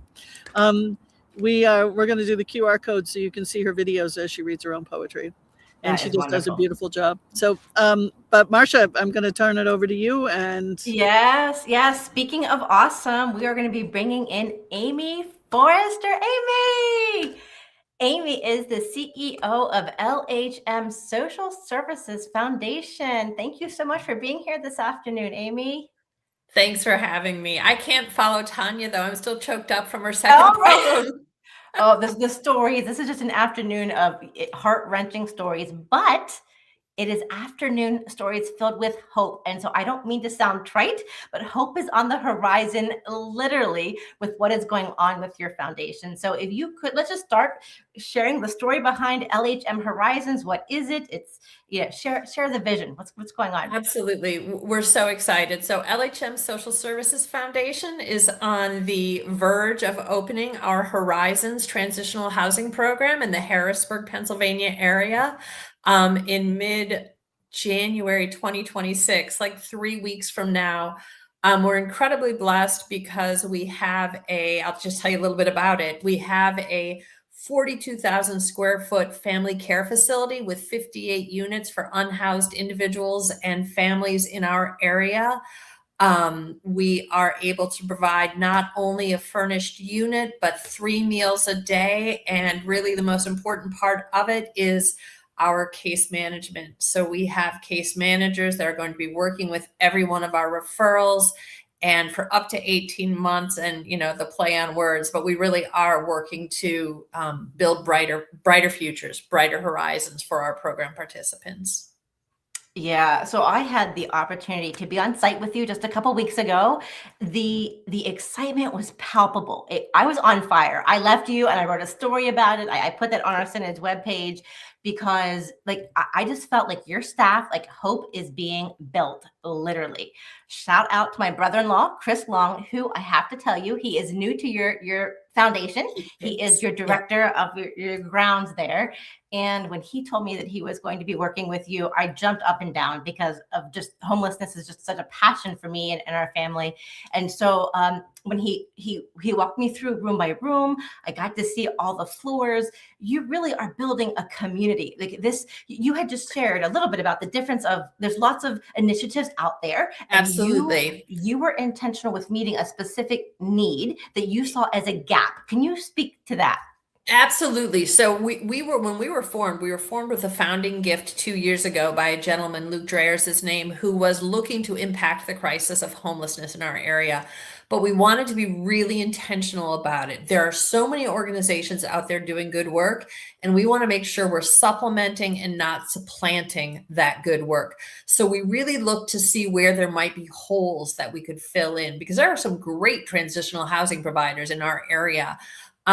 Occasionally, though, I would hear the word isolated. You know, we have these constituents that we serve, but some of them still feel isolated. And that's if you have scattered site housing with an apartment here or a townhouse there. So we said, okay, maybe that's the gap we can fill. We can provide our transitional housing in a community setting where our program participants aren't just looking for their case managers or the program director for support, but they're also looking to one another so that they can celebrate each other's successes, so they can help pick each other up when we need to do that, and even, you know, holding one another accountable for being active, engaged participants in our community. And that's why we searched for this building. It's actually a former senior living facility. We searched for this building where we could create that sense of community. So you saw it. I mean, we literally have a commercial kitchen and a full dining room because, you know, so much of community happens over meals. So we'll be able to provide breakfast and dinner and a grab and go lunch for our program participants.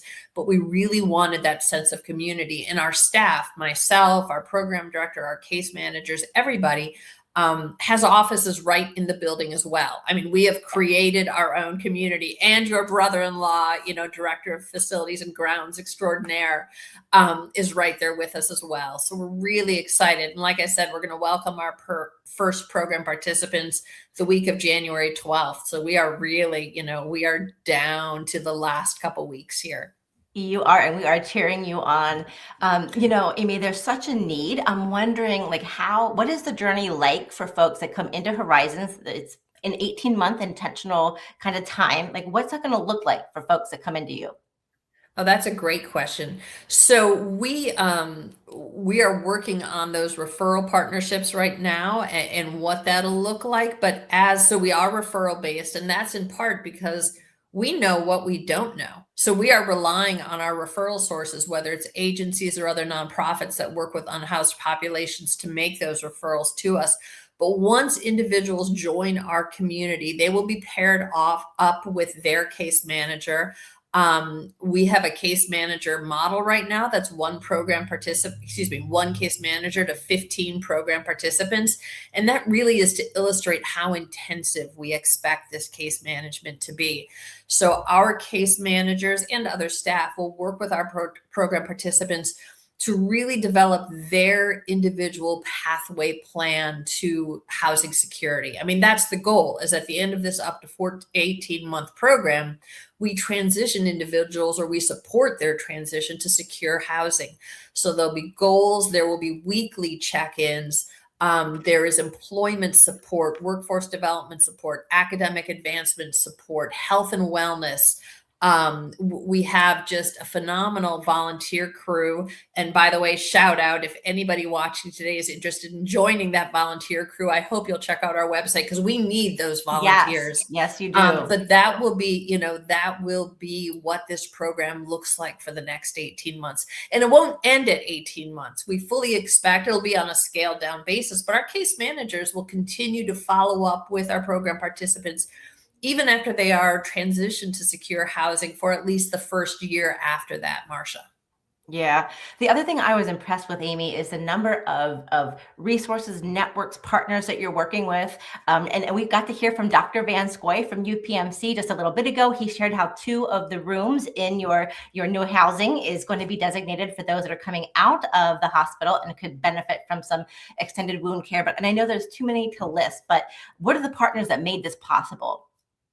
Well, it's so important because we don't purport, we aren't the experts in all these areas. So to have UPMC coming in, I'm so happy you talked to Dr. Van Scoy, have UPMC come in and make referrals to 2 of these rooms so we can provide that post-discharge or that respite care.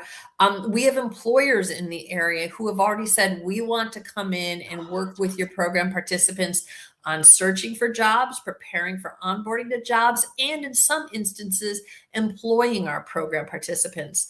I'm going to circle back to UPMC for a second. They're also helping us outfit a telemedicine program so that our program participants, when appropriate, can interact with their healthcare providers wherever they're from via telemedicine, and importantly, their mental health care providers as well.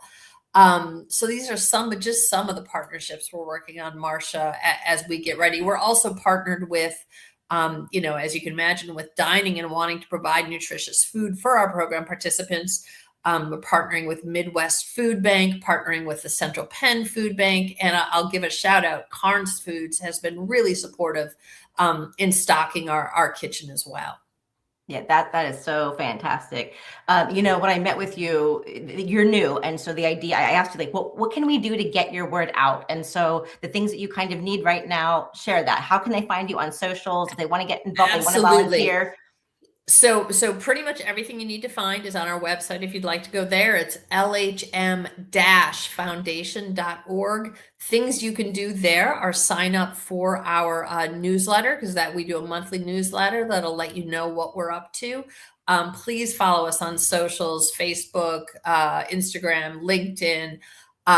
We are always, I'll say it because I need to, we are very much largely privately funded. So you donate on our website as well. And then finally, I alluded to it a minute ago, but let me say it one more time. Volunteers are key. We have 2 volunteer roles that we're looking to fill on a very regular basis. That's breakfast and dinner service, and reception, which I think would just be an incredibly fun volunteer role. We will have a volunteer at our front desk during what I'll say our normal business hours, Monday through Friday. If you visit our volunteer page, you can sign up for any of those. That's excellent. Well, thank you so much for being with us this afternoon, Amy. I hope folks are as on fire as I am for the work that you guys are doing. Thank you again. Thank you so much for having me. Have a wonderful holiday season. You are welcome. Oh, Diane, did you get to hear any of that? Wasn't that remarkable? And it's been amazing. And, I'm kind of in a bubble in my little world here. To hear all the things that are going on, it's just, it reminds me that there are a lot of good people out there doing a lot of good things. And that's exciting. Yes. Well, we'll let you on to the next part of the show. Oh, and talk about exciting. Oh my gosh, Sonia. It's so wonderful to see you. It's so wonderful to see you too. And I'm glad we're sort of color coded, red, blue. Yeah. So yeah, it's there we go. All right. I was like, right. What? Yeah.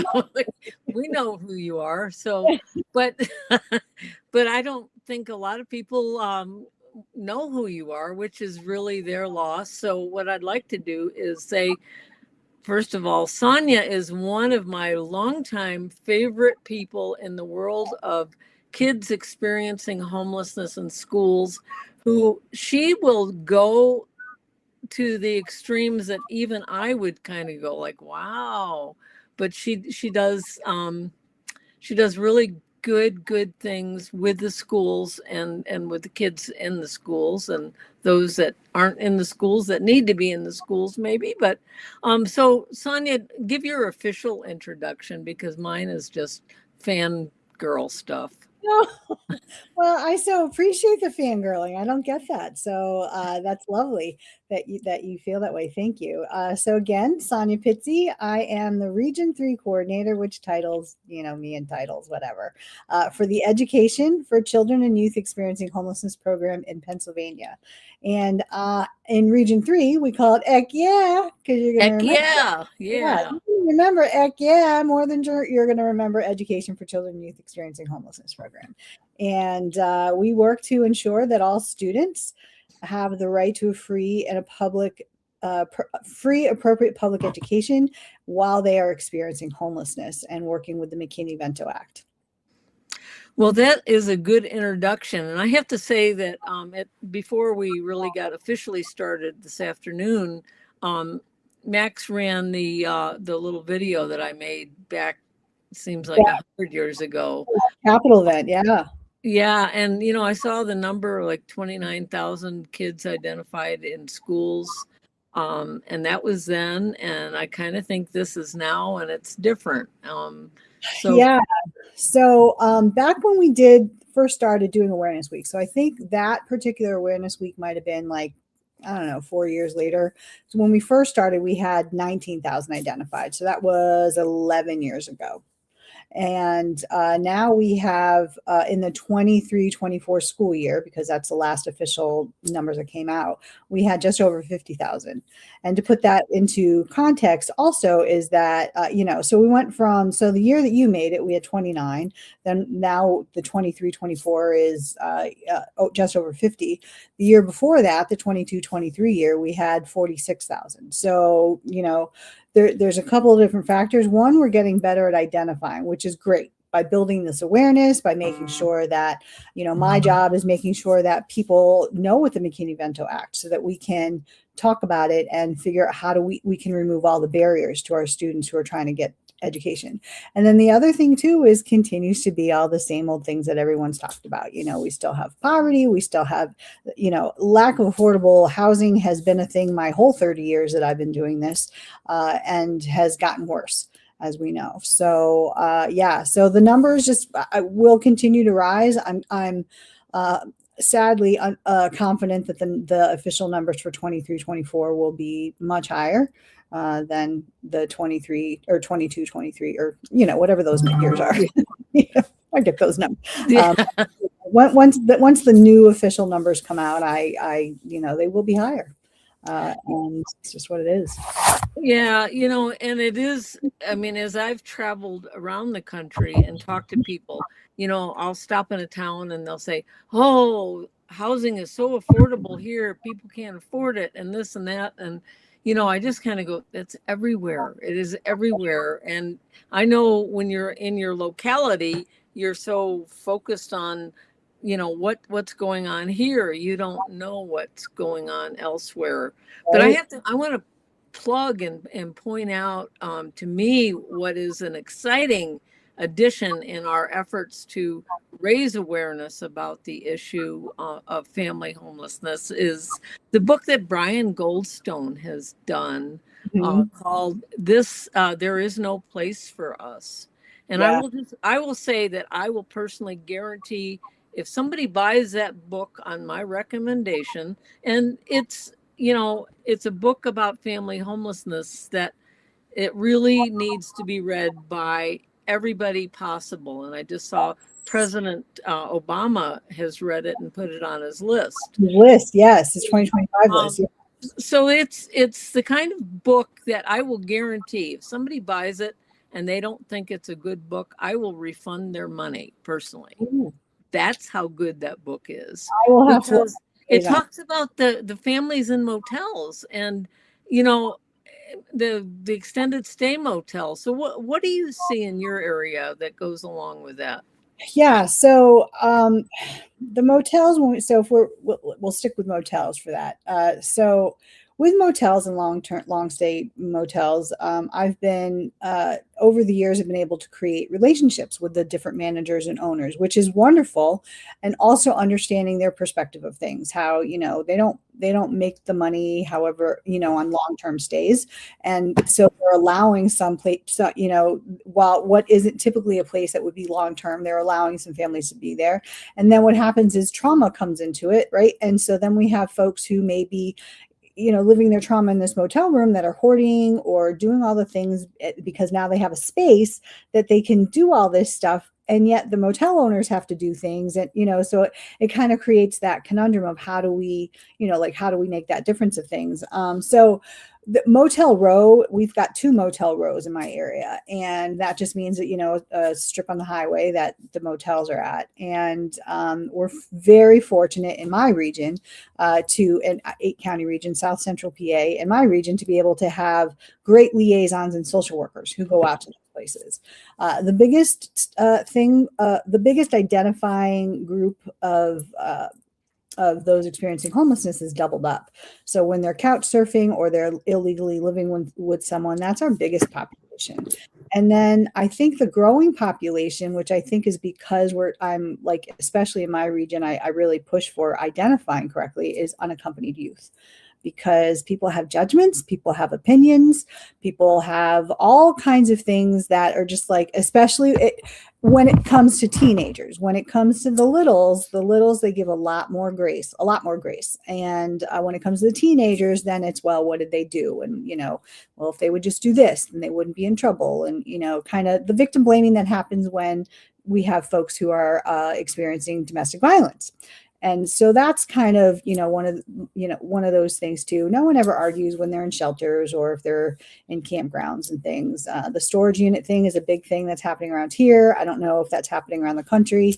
But in our area, it's a big thing. And, you know, it's a big thing when they can afford to get a storage unit that has electricity so that they can, you know, do things out of the weather and stuff. So yeah, but his book is one that's going to be on our list of gifting to our liaisons, because it's just a great, you know, it's just one of those that you, as you know, and I will tell others that, you know, we get asked all the time is there a student we can interview that we can put on the thing? And I never ever say yes to people that I don't trust. Like, I would trust you because I was not trained, but I use your videos. So I know your compassion and I know your ability to do that.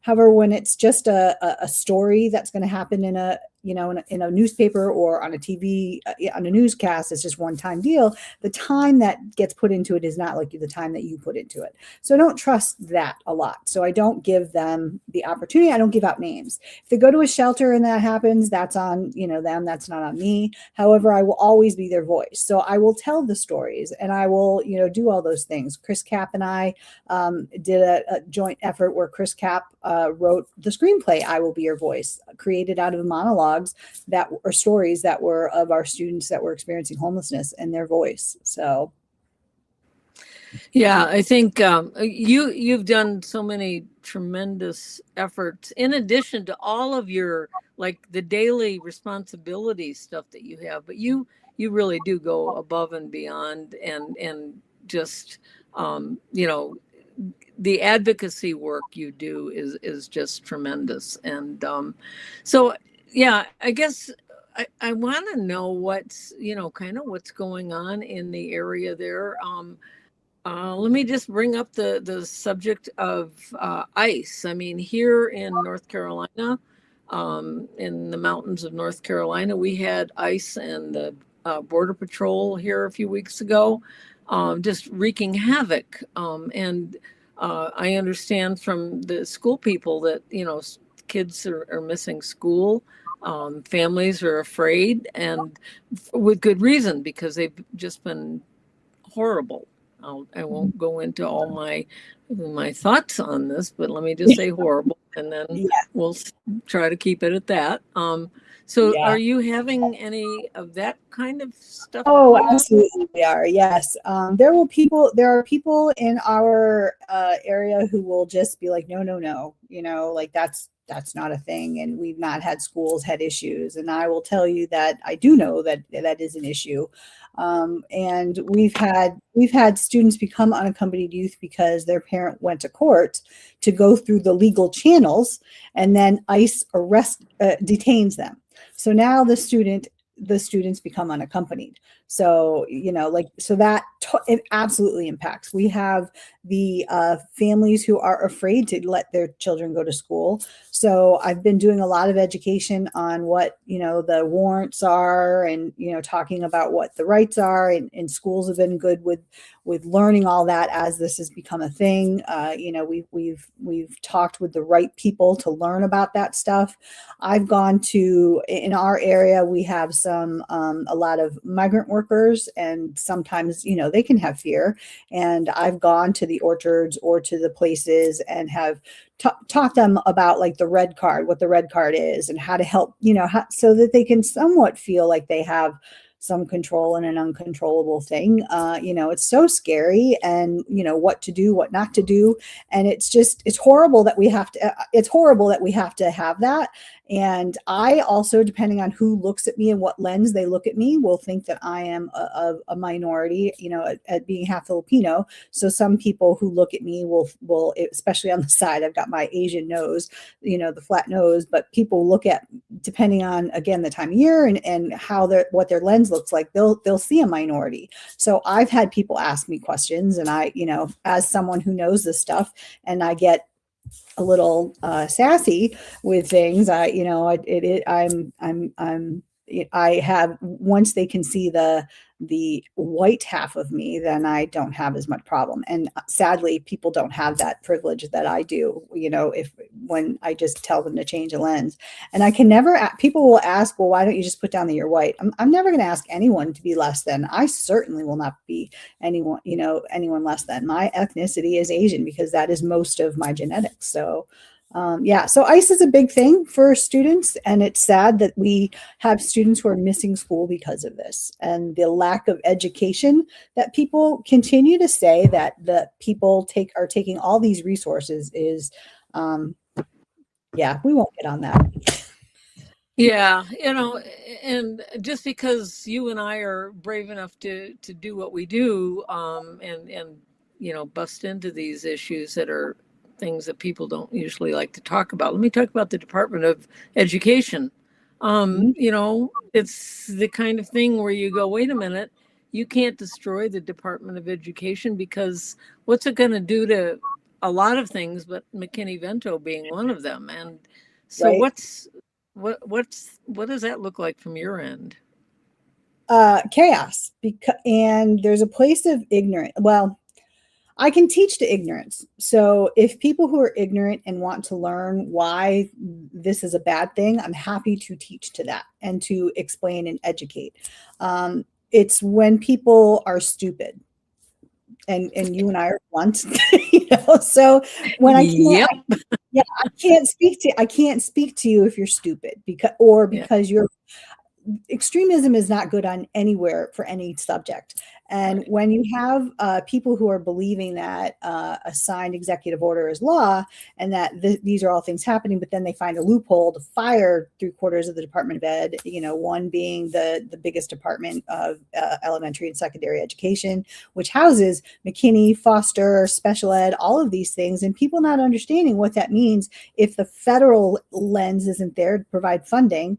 And the people that get hurt are the people that are thinking, yes, bring it to the states, bring it to, the Fed shouldn't be involved in this. And like, okay, well, you're the ones who are going to be hurt the most, because if you look at the top 10 states of how that's going to impact you, some of your states don't pay federal taxes, or, so where's money going to come from? It's going to come from the state people who, all of that. So, that's the other piece of it, is just the U.S. Department of Ed needs to continue to be what it's been. No system is perfect. Like, no system is perfect. Right. However, again, if people want to be educated about it, talk to someone who's in the education field and is willing to speak to how to educate you on this. Because I think there are still educators who are just like, oh no, we can do this on our own. Yeah, and we've worked so hard over the years to get the Department of Ed to be what it has been. Yes. until this moment. And, you know, we've got some great people in there doing things. And it's just been, you know, from when we first started at this 30, 40 years ago kind of thing, and then see where we got to now. And then it's like, you're going to mess that up? No. Yeah. Yeah. I mean, it's that word that you use, you know, it's dismay. Well, the one that we're allowed to say. Okay. Dismayed. It's just, you know, you're just dismayed. Dismayed. Yeah. Dismayed. That this can happen. It's just, you know, and that's where we just kind of take control. We can take control. And that means at the local level, we do what we can do to continue the advocacy, to continue to be the voice, and to allow those ripples to start. So I'm loud in my area, and my area becomes the ripple. And when we do Awareness Week in November, I get the opportunity to be a voice at the Capitol. And that's, you know, and that's a wonderful partnership that we've been able to, that I've been so lucky to be part of. You know, that's an opportunity to talk to policymakers for our state and to figure out how to make those things, and to talk to partners who are working on policy. Because I'm not allowed to work on policy. However, I can educate. Educate. And that's, you know, I can't do lobbying stuff, but I can educate, and I know how to educate. Yes, you sure do. And that's something that's needed immensely. I have found, being here in the mountains of North Carolina, things are different than they were in Illinois, where I lived for 50 years or so. When you were on the road, let's be clear, you were a nomad, so you didn't really, you know. Yeah. So I get here, and then just last month, our county commissioners decided to pass an ordinance that basically criminalizes homelessness. Mm-hmm. And you just go like, oh. So I didn't know they were going to do this. They didn't check with me first, which, you know, is unfortunate. But why? I would have helped them, you know, understand that was a really dismaying thing to do. And but what I'd like you to do, because you work with kids in different age groups, but you work with a lot of the youth. And, you know, I keep saying we need to look upstream. This is a thing about family homelessness and families. I mean, these kids were all a part of families, for good or bad, at some point in their life. And then things happen, and then they end not being a part of families, and in many cases for a lot of reasons. But where do kids tend to end up if things don't go right with them, when they fall apart? If they separate from their family, you mean? Yeah. So when they're unaccompanied, again, with the littles, they tend to have more opportunities to go to places. So friends and relatives are a thing. And they tend to be able to be stably in those doubled up situations, or have a little bit more support to, even if they're only like here for a couple months and go here. And again, with McKinney-Vento, if they're enrolled in school, they can stay in their school, or they can stay in school, which is, we need that consistency in school. It's when we get to the older, the unaccompanied teens who I work with.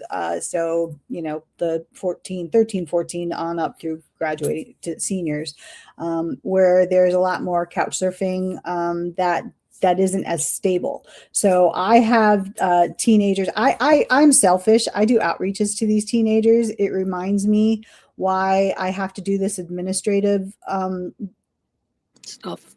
Thank you. I can't say the words that are coming out of my mouth. Stuff. Yes, thanks for saving me.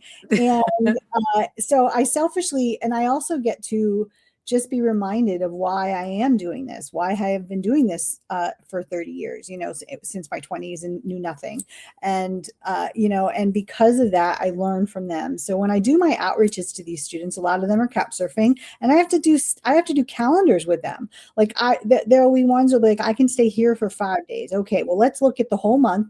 Here's your 5 days. Here's your 3 days, so that they can take that anxiety and stress out of them. However, if they don't have someone like me doing that with them, there's anxiety and stress that are living with them while they're going to school, while they're just trying to exist. All the students that I work with who are able get have jobs. Like people are surprised how many of the teenagers I work with have jobs. And so they're couch surfing. We have people in camp, we have kids in campgrounds and people who are just like children, youth. Well, okay, I'm not telling you not to child line. We're mandated reporters. I'm telling you that's depending on the age and whatever, that's not the solution that's going to happen. We have lack of foster homes. We have, if they're in an environment that is, whatever. And there's not, and I got into a little thing with children and youth, and that was not in my region. And they were saying, well, we would put them in this shelter, this group home. And I said, okay, well, let's talk about that. So you have a foster group home that has, making up numbers, 20 beds. And I just told you about 3 teenagers who are staying in tents. And you're going to tell me that you automatically would take these 3 teenagers. So they're going to take up 3 beds. What about the 9-year-old that's gotten the snot beat out of them, or has been the sexual allegations that or whatever have gone on? Are you going to just let them, you're not going to triage? Is that what you're telling me? Well, no, but we're going to take them. You only have so many beds. So you can't, when people say those things to me, I hear they want to help these students. So do I. I mean, my husband's constantly surprised I don't have anyone hiding in our garage, or putting up things around our area. There's only to say that is coming from a place of ignorance. And I want to educate as to why that's not true. So I've got teenagers who are just staying in all kinds of places and wheeling and dealing with motels during blizzards or heat waves to, figure out if they help you with shoveling snow and salting, can they stay for a while, for, a couple days or whatever. So it's just a lot of different things. And you've got to, and every state has different ways to help with medical stuff and build those relationships of things. I've been lucky to be able to talk to doctors who are working with school districts about getting physicals, because there's nothing. They were like, we can't do this physical because we don't have a policy or there's no law about that. But through conversation with this one practice, they changed their policy to be able to do those things for those kids, which was huge. That was not having a physical was a barrier to them participating in school. However, if there's no law or anything, then, we can't. There's nothing to make them. But the fact that this practice was willing to make a policy was just a huge thing. So, Yeah. And that's, different states do different things and even localities. And I'm going to go talk to our commissioners at the next commission meeting and explain to them why, because really, and it's been proven and it's sad and I hate to say it, but it's like when these kids grow up to be adults, unless there's some interventions that happen that keep them from going down the wrong path, they can go down the wrong path. And it's any of us would. It's not, no judgment there at all. It's just, it's your reality. When you have limited choices, you're going to maybe make the wrong choice once in a while. And survival mode has you doing things that you may not be doing if you're not in survival mode. And that could be poor choices that someone who is not experiencing homelessness wouldn't even think about. So, yeah. So the other thing I want to hear your wisdom on is the difference between the Department of HUD, as it is now today, anyhow, when we could be losing HUD too, but hey, so the Department of HUD has a definition of homelessness, and the Department of Education uses a different definition of homelessness, and why this makes a big frickin' deal in the world of homelessness. Yeah. So as you and I both know, we've been trying to get those definitions to ream up for at least a minimum of a decade. 20 years. Yeah. I remember going down to DC to educate about why that needs to happen. So,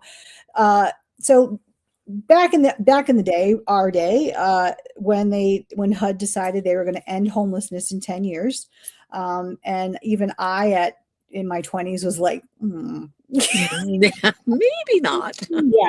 Year 9 comes around and they're like, okay, we're just going to reduce homelessness. Okay. So year 10 came around and this, I'm going to make up numbers here because I don't know the exact numbers. Year 10 comes around and like, we reduced homelessness by 50%. The reason that they were able to say that is because in the HUD world, they don't use the same definition. So in HUD, they were able to reduce homelessness by 50% because they went from 100 beds at the shelter to 50 beds in the shelter.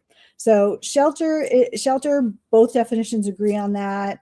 Both definitions agree on locations that are not up to, human for psychological, physical needs, that type of thing. They don't agree on doubled up. HUD does not look at doubled up at all. And if people are fortunate enough to pay for their own motel or hotel room, they don't look at that. And that's a lot of our people are able to do that because they also can't afford to save up first month's rent, second month, security, hookup fees, all of that.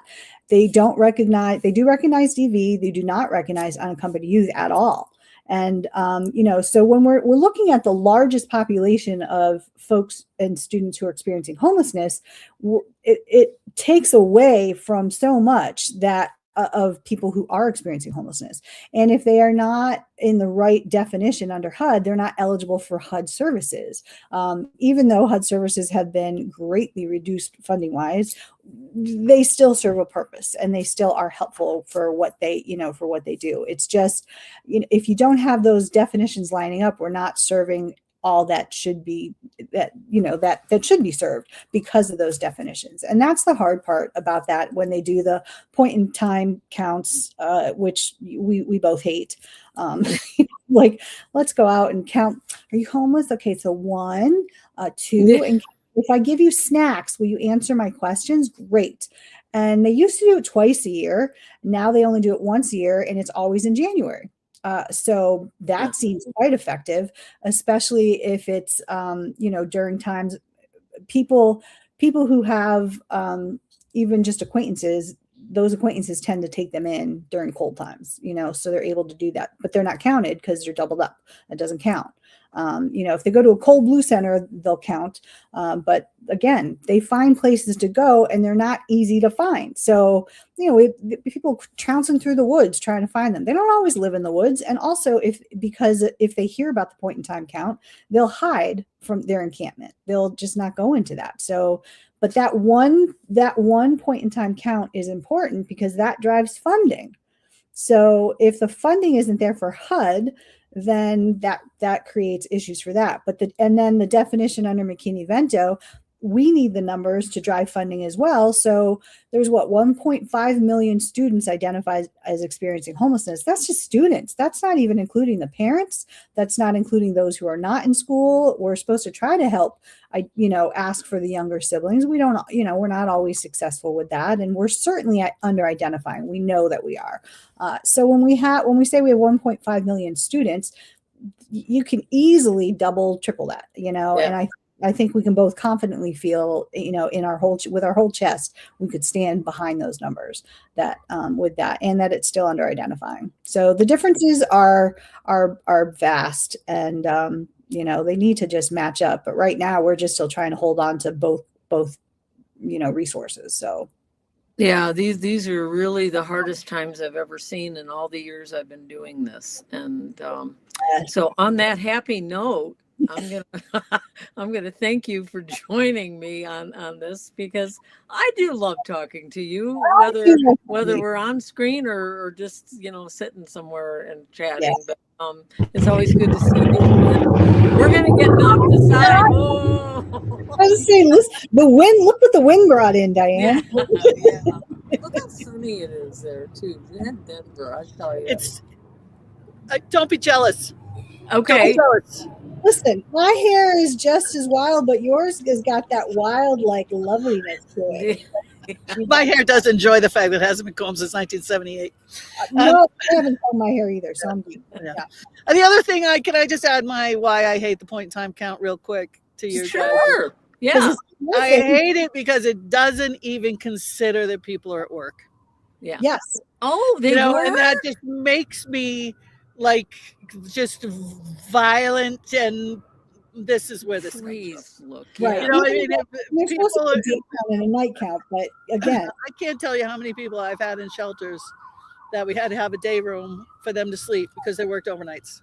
Yeah. And there's just this constant, you know, and that whole get a job thing. Well, anecdotally, in my world, when all the time I was doing that, 55% of the people in the shelter had an income and 30% more were their children.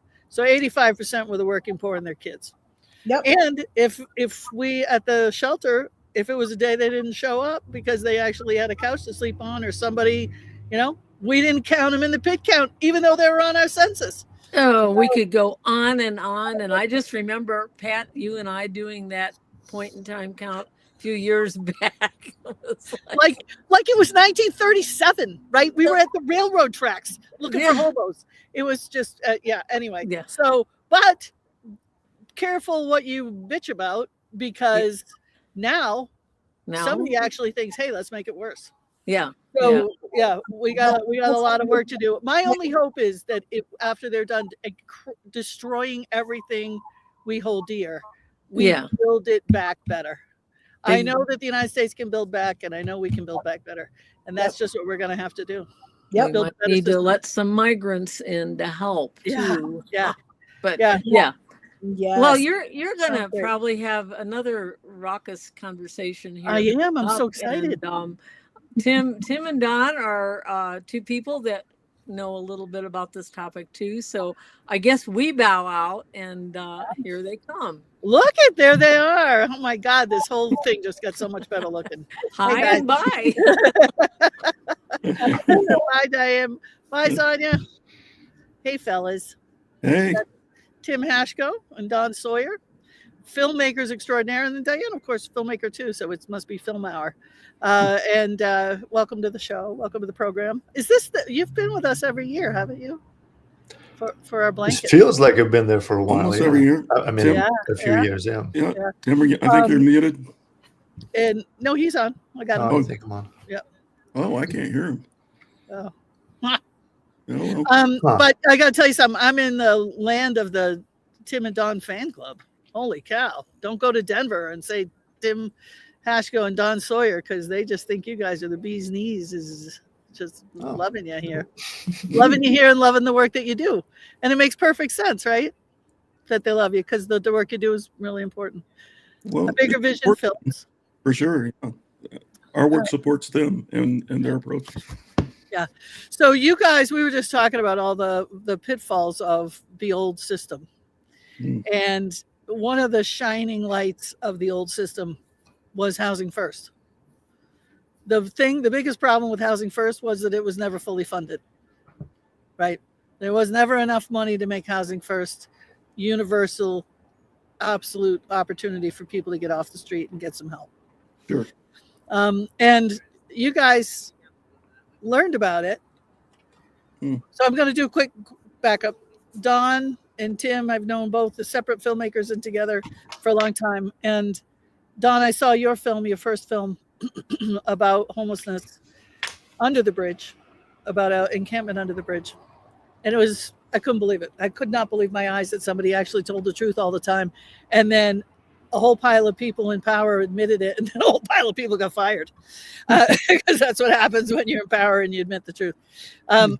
But you guys partnered up and said, wait a minute, we don't have to just deal with this as a terrible plague on the United States. There's actually an answer. There's a solution. So, Don, tell us what happened. You guys decided to what?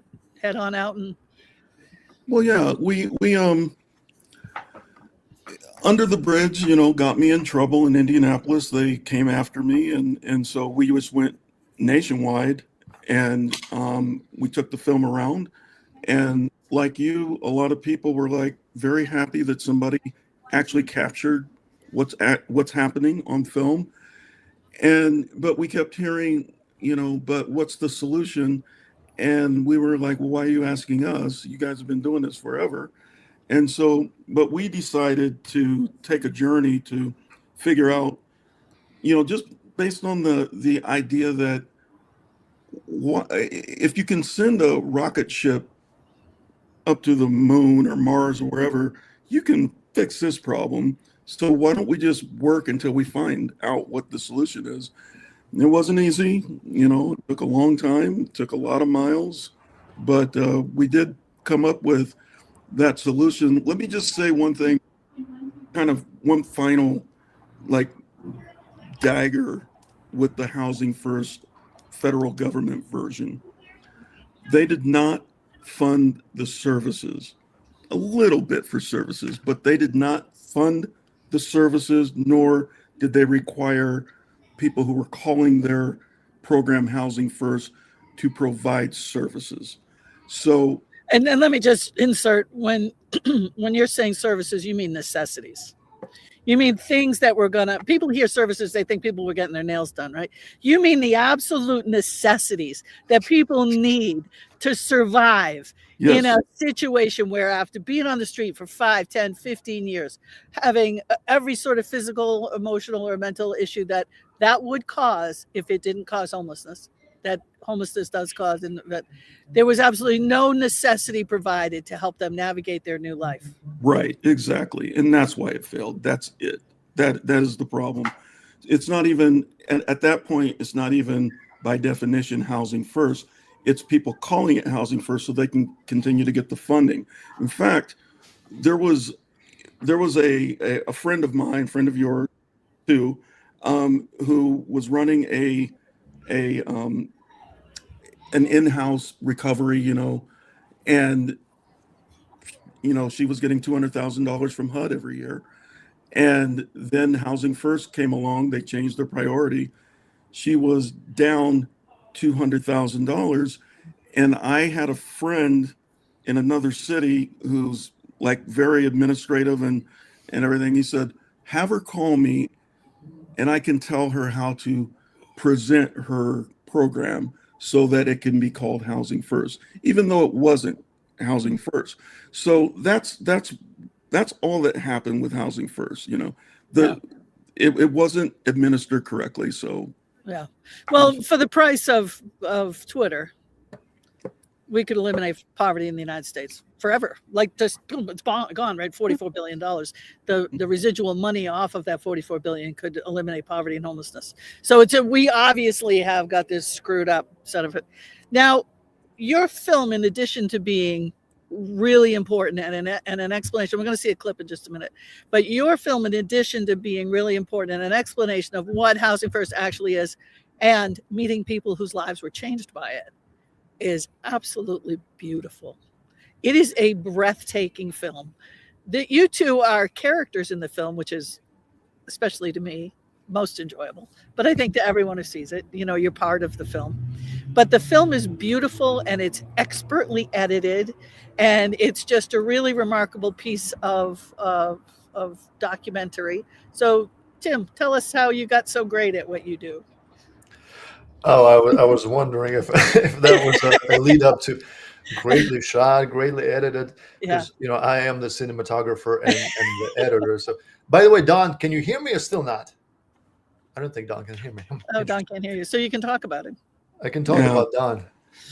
It wouldn't be the first time. Oh, No, maybe he can. Yeah.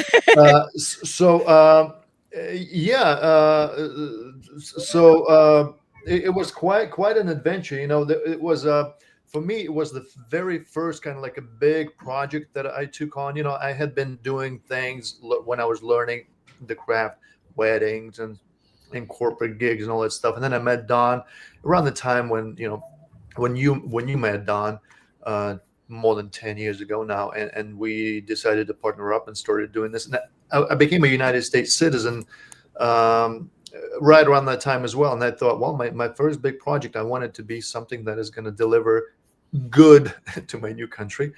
And I'm glad that the film resonates on many levels with folks, on both sides of political spectrum, from extreme right to extreme left, and everybody in between. And we do hear a lot of compliments on how well it looks and edited. And also, the most important thing for me personally is that folks with lived experience, we've had quite a few all around the country come up to us, those who are currently homeless or formerly homeless, and they would tell us things like, "Thank you for seeing me I felt like this was about me, like I was the star in this, even though I wasn't in it. So yeah, it was. I'm glad it's resonating. Yeah, the experiences of people who are, I mean, I think that's what people who are making these blankets do too, right?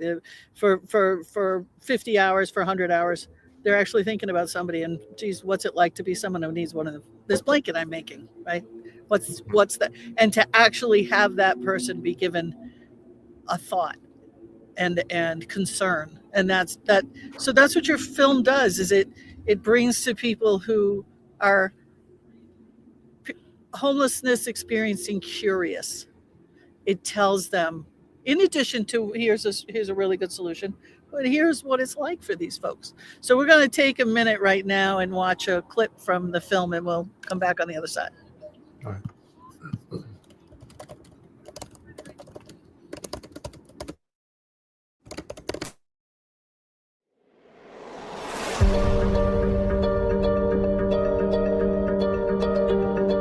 So we are on the road. Yeah, we've begun our journey to discover the solutions to homelessness. So your answer is to put these people in temporary spaces, right? That's not a solution. Society thinks shelters are a solution, but the shelters don't think they're the solution, and the people who stay in them actually think that they're the problem. We're just pouring money into the emergency response, $50,000 per person, and they've got nothing. Housing not only is the most effective solution to homelessness, it is the most cost-effective solution to homelessness. Housing First, the motto is housing and services. No, it's not. I promise you it is. No, it's not. The support services are what make the model successful. I wouldn't be alive if it weren't housing first. What is the dysfunction? It's just a lack of partnerships, a lack of collaboration. Everybody can point the finger at one another and nobody takes full responsibility. You have to have everybody buy in. You can't just look at people who are on the streets right now. You also have to stop the inflow. It costs about half to build a building like this. It's no mistake that almost everybody in our system is Black, experiencing homelessness. This is actually the systems that founded this country working exactly as they were intended to prioritize wealth and safety and resources for white people while deprioritizing those things for people of color. Racism ultimately causes homelessness. There are homeless advocates who are challenging the system. Housing is a human right. There are progressive policymakers challenging the system. I remember what it was like to be cold in that car and to wonder if my kids were going to die in the middle of the night. And then there's the status quo that says, I ain't trying to see this shit go away.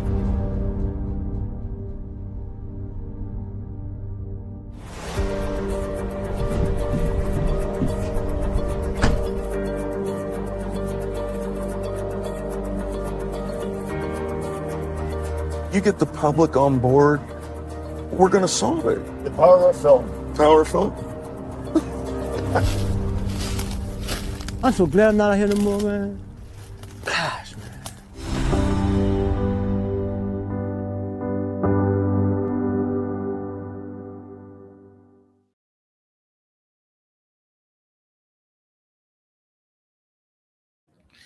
And we're back. That was good. You know, the film is beautiful. It just is beautiful. And the people, I love that fellow who said, I'm just so glad I'm not out here anymore.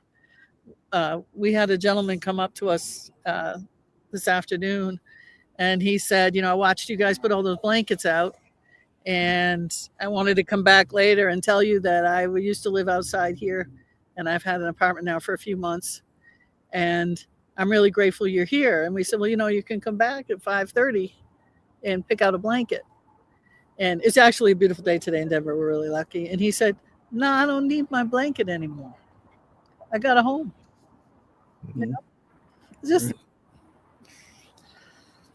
and that destigmatizing so that people can see that that gentleman, he was actually a person of color, and see that that gentleman just needed a roof over his head. You know, like, oh. So what can people, did you, when you are asked, first of all, we'll give you each a chance, 2 minutes each. What's the reaction? Tim, you mentioned the reaction of people who've seen it, who've lived it, seeing it, and they're appreciative. and you've gotten mayors and communities to say, we're going to do this. We're going to work together now. Your film made me say yes. Indiana and Indianapolis says one, right? Yep.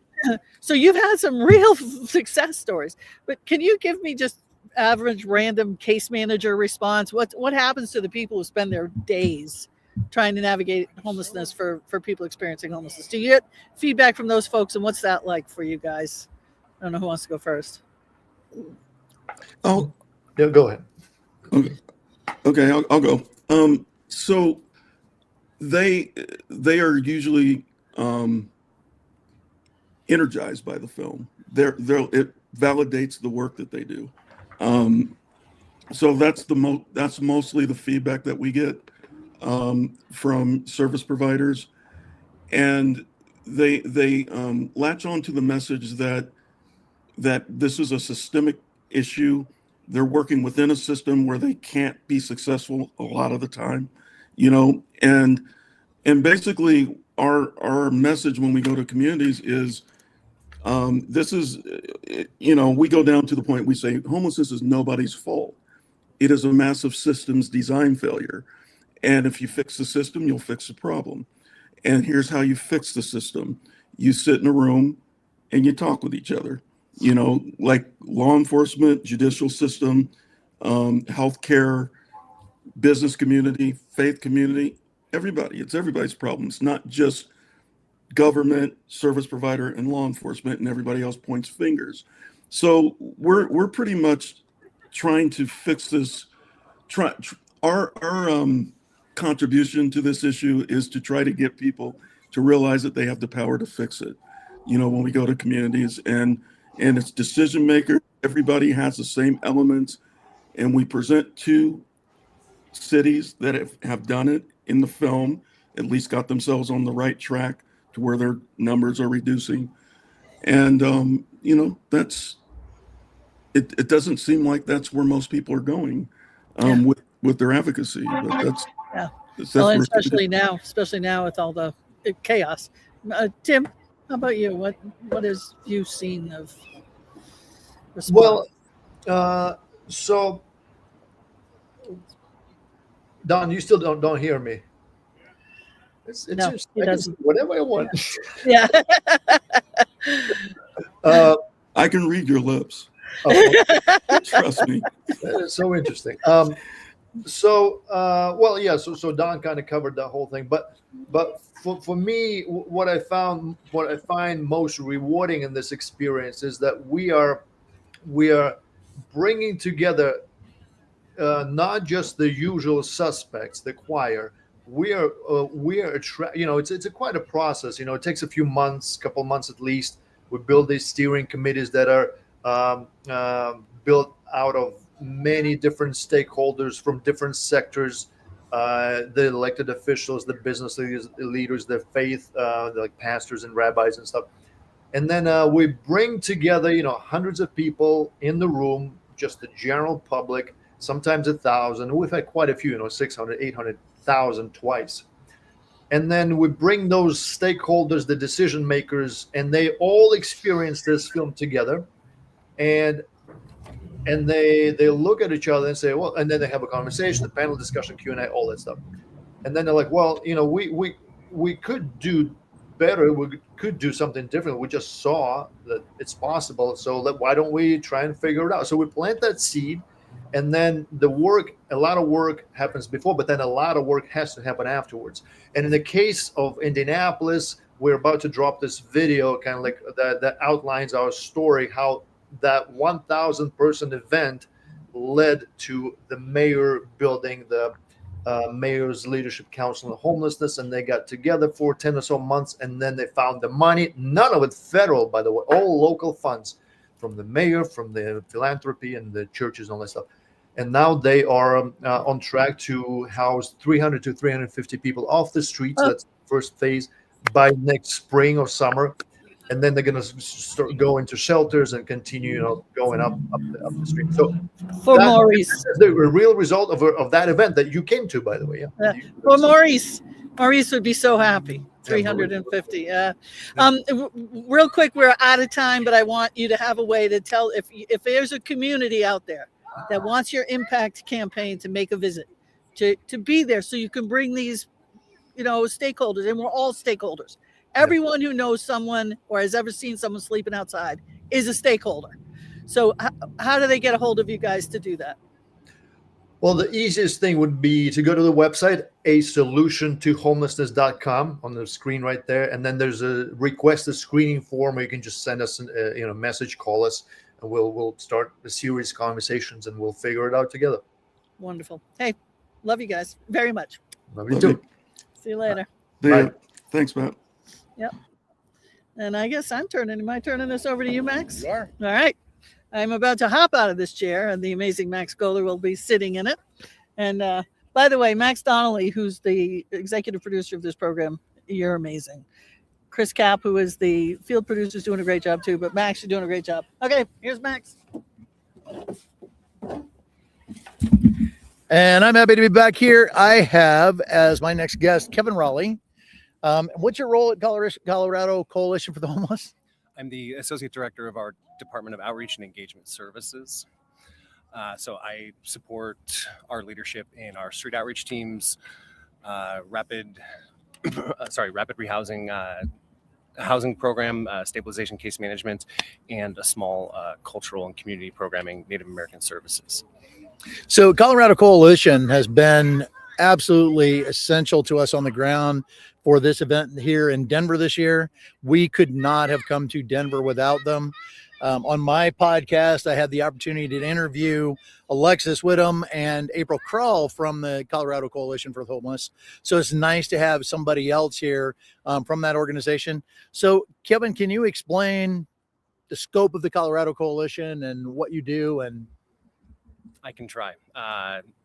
I have been with the coalition now. Last week was my 21-year anniversary, and I think I'm still not even qualified to speak authoritatively on all of it. The Colorado Coalition for the Homeless is a large organization. We're more than 800 full-time staff. Quintessentially, our biggest focus is our housing, healthcare, and supportive services. We serve metro-wide especially, but statewide with also some recovery programming communities outside of the Denver metro area. Let's help me refine a little bit. In my department, I'm happy to bring it in a little bit more closely to the Department of Outreach and Engagement Services, which is a front door for the organization. It's the place where we are serving individuals and families who are currently unhoused and are looking for a place to start. So we have walk-in case management programs for individuals, for families. We have a representative pay services. We have street outreach teams through the Denver Street Outreach Collaborative. You met April. You are a lucky man to have met her, our director of nursing. So she's been an incredible partner, and some of her teams are closely connected to us through the Denver Street Outreach Collaborative. We have a street medicine program that is part of our outreach strategy, in addition to behavioral health care clinicians who are also coming out and engaging in response to requests for outreach and proactive kind of geographic-based outreach across all of Denver. Additionally, in our department, I mentioned Native American services, cultural and community programming that is connected to services that's really kind of a front door place for a specific population that essentially grew this program internally at the coalition, came to the coalition 20 years ago and asked for a space just to support the operation of talking circles. And we've developed programming around that. It's been unbroken and continuous now for 20 plus years, and we have case management and behavioral health services attached to that program as well. So it is outside of our healthcare settings. Department of Outreach and Engagement Services is essentially engaged the work of supporting people who are currently surviving homelessness. So one question I've got, it always seems like financing an operation. You said you had 800 people under you, which is an incredible amount of people to be servicing the unhoused. We've had some challenges in terms of certainly government funding recently with everything that's going on. How dependent were you on that kind of funding, and how much did that affect what you're able to do here in Denver?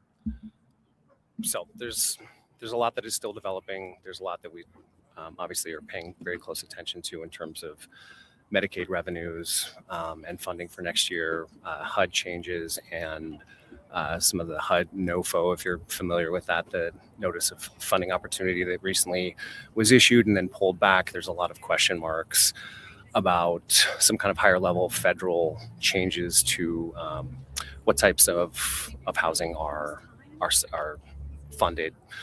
I think it's fair to say among my 800 colleagues at the coalition, we're in this moment of recognizing like how essential the work is to do no matter what the context is in terms of funding and all that. Really trying to be allergic to despair right now. Even if worst case scenarios play out in a number of levels of our current funding, the work continues. It will continue to be important. We will find new ways, new creative ways to do it, to provide these services, to stay at the heart of this kind of work. And I think we will outlive some bad ideas, and we are always looking for however we can be most effective, no matter what the context is in which we have to serve. So trying to ward off despair right now, things, scary things in terms of proven strategies through housing first and kind of supportive housing models that I think we at the coalition have been pioneers of, and truly believe in the efficacy of, knowing that we always want to be in the situation where we're building upon what works, but we're in a moment right now where we are getting creative. We are having to re-articulate why we know what works, and doubling down on those types of practices and explaining it well, I think is also a big part of where we are right now. Bring up a very good point. I had on Jonna Flood, who is with Elevated Denver, and it was all about the stories behind the people who are unhoused, which is an important part of this because there's so much misunderstanding about how people become unhoused and what it's about. So those stories are really important for people to understand. I did also want to tie in on your idea of the housing first model. We just had Don and Tim on, and their movie is very strongly focused on the efficacy and the perfect way that housing first works as a model for dealing with the unhoused and getting them permanently into housing. And that's a model that I know you use, but the federal government now seems to be focused on this temporary, get them in, give them right. Yeah. Housing first is, I would say, it's not magic. What is maybe most surprising to me is the degree to which it's controversial, because housing first is so practical. It is so pragmatic. What it essentially does, in terms of public health outcomes, having someone inside rather than outside immediately reduces people's exposure to assaults and car accidents and weather-related injuries. There is like an immediate kind of effect in terms of health outcomes. But what Housing First does is it gives people who are surviving homelessness what you and I have, what I consider myself part of the chronically housed population, that we have the ability to go through our own traumas and stressors and deal with the own messiness of our lives behind closed doors in a warm, safe space. And that really is just, think about it in your own life. It is the precursor condition for making changes, for finding additional stability, for healing and all of that. It's such a simple idea, and it's hard to really wrestle with how fundamentally it's being challenged is just like, in principle, not a good concept. We know that permanent supportive housing, the financing of it and can be incredibly expensive, and it's one of the reasons why there's not enough of it at this point. But as a just challenge to the idea itself and why it possibly could work, it feels like we are in some scary territory. And I think it really is rooted in the kind of ethical framework that homelessness is a personal moral failing. And I just couldn't disagree with that enough. And I'd be happy to have that argument out with anybody. In our society, we somehow manage collectively to create, and structurally, we create homelessness in large numbers because of much larger factors and policy and the economics of housing versus wages and all of that. And then we insist on, or we really have no recourse but to resolve it at the individual level. And so much gets framed through the person who themselves are experiencing homelessness, and what are they doing about it? What are their personal failings, looking for victims, and some kind of explanation, I think, as a psychological protection for us to say, like, well, that couldn't possibly be me. They must have made a number of all of the wrong decisions, and so I can't be that. I'm very glad you brought that up. It was interesting. You talked too about health outcomes and how the Housing First model is the best model for preventing bad health outcomes for the unhoused. And we're here, the event that you're holding and that you hold every year here is a vigil for all those unhoused who lost their lives in the previous year in the Denver area. And it was my understanding that this year's vigil, unfortunately, has more names than what they had last year. Can you tell us about the vigil and the start time and how people might be able to participate in that vigil? Sure. Like I mentioned, this was never my plan. I'm a failed English major who made a career here, 21 years in this work, and I believe this is my 20th vigil. I know that I missed at least one. Why it is meaningful to me, and you mentioned, thank you, acknowledging the coalition as our kind of role in setting this all up, but it really, really is a community effort. Dozens of partners in both other organizations around town, the city government, and individuals who pull together to orchestrate this every year. The importance to me is that this is a moment where we ritualize pausing and paying attention to the trauma and the loss that happens on the streets, and we do it in a community. We do it in a way that is an acknowledgement also of the extended vicarious trauma experienced by the families of people that we lost, and by their larger communities, by the people who work in homeless services and keep showing up day after day. And you mentioned the list this year has more names than last year.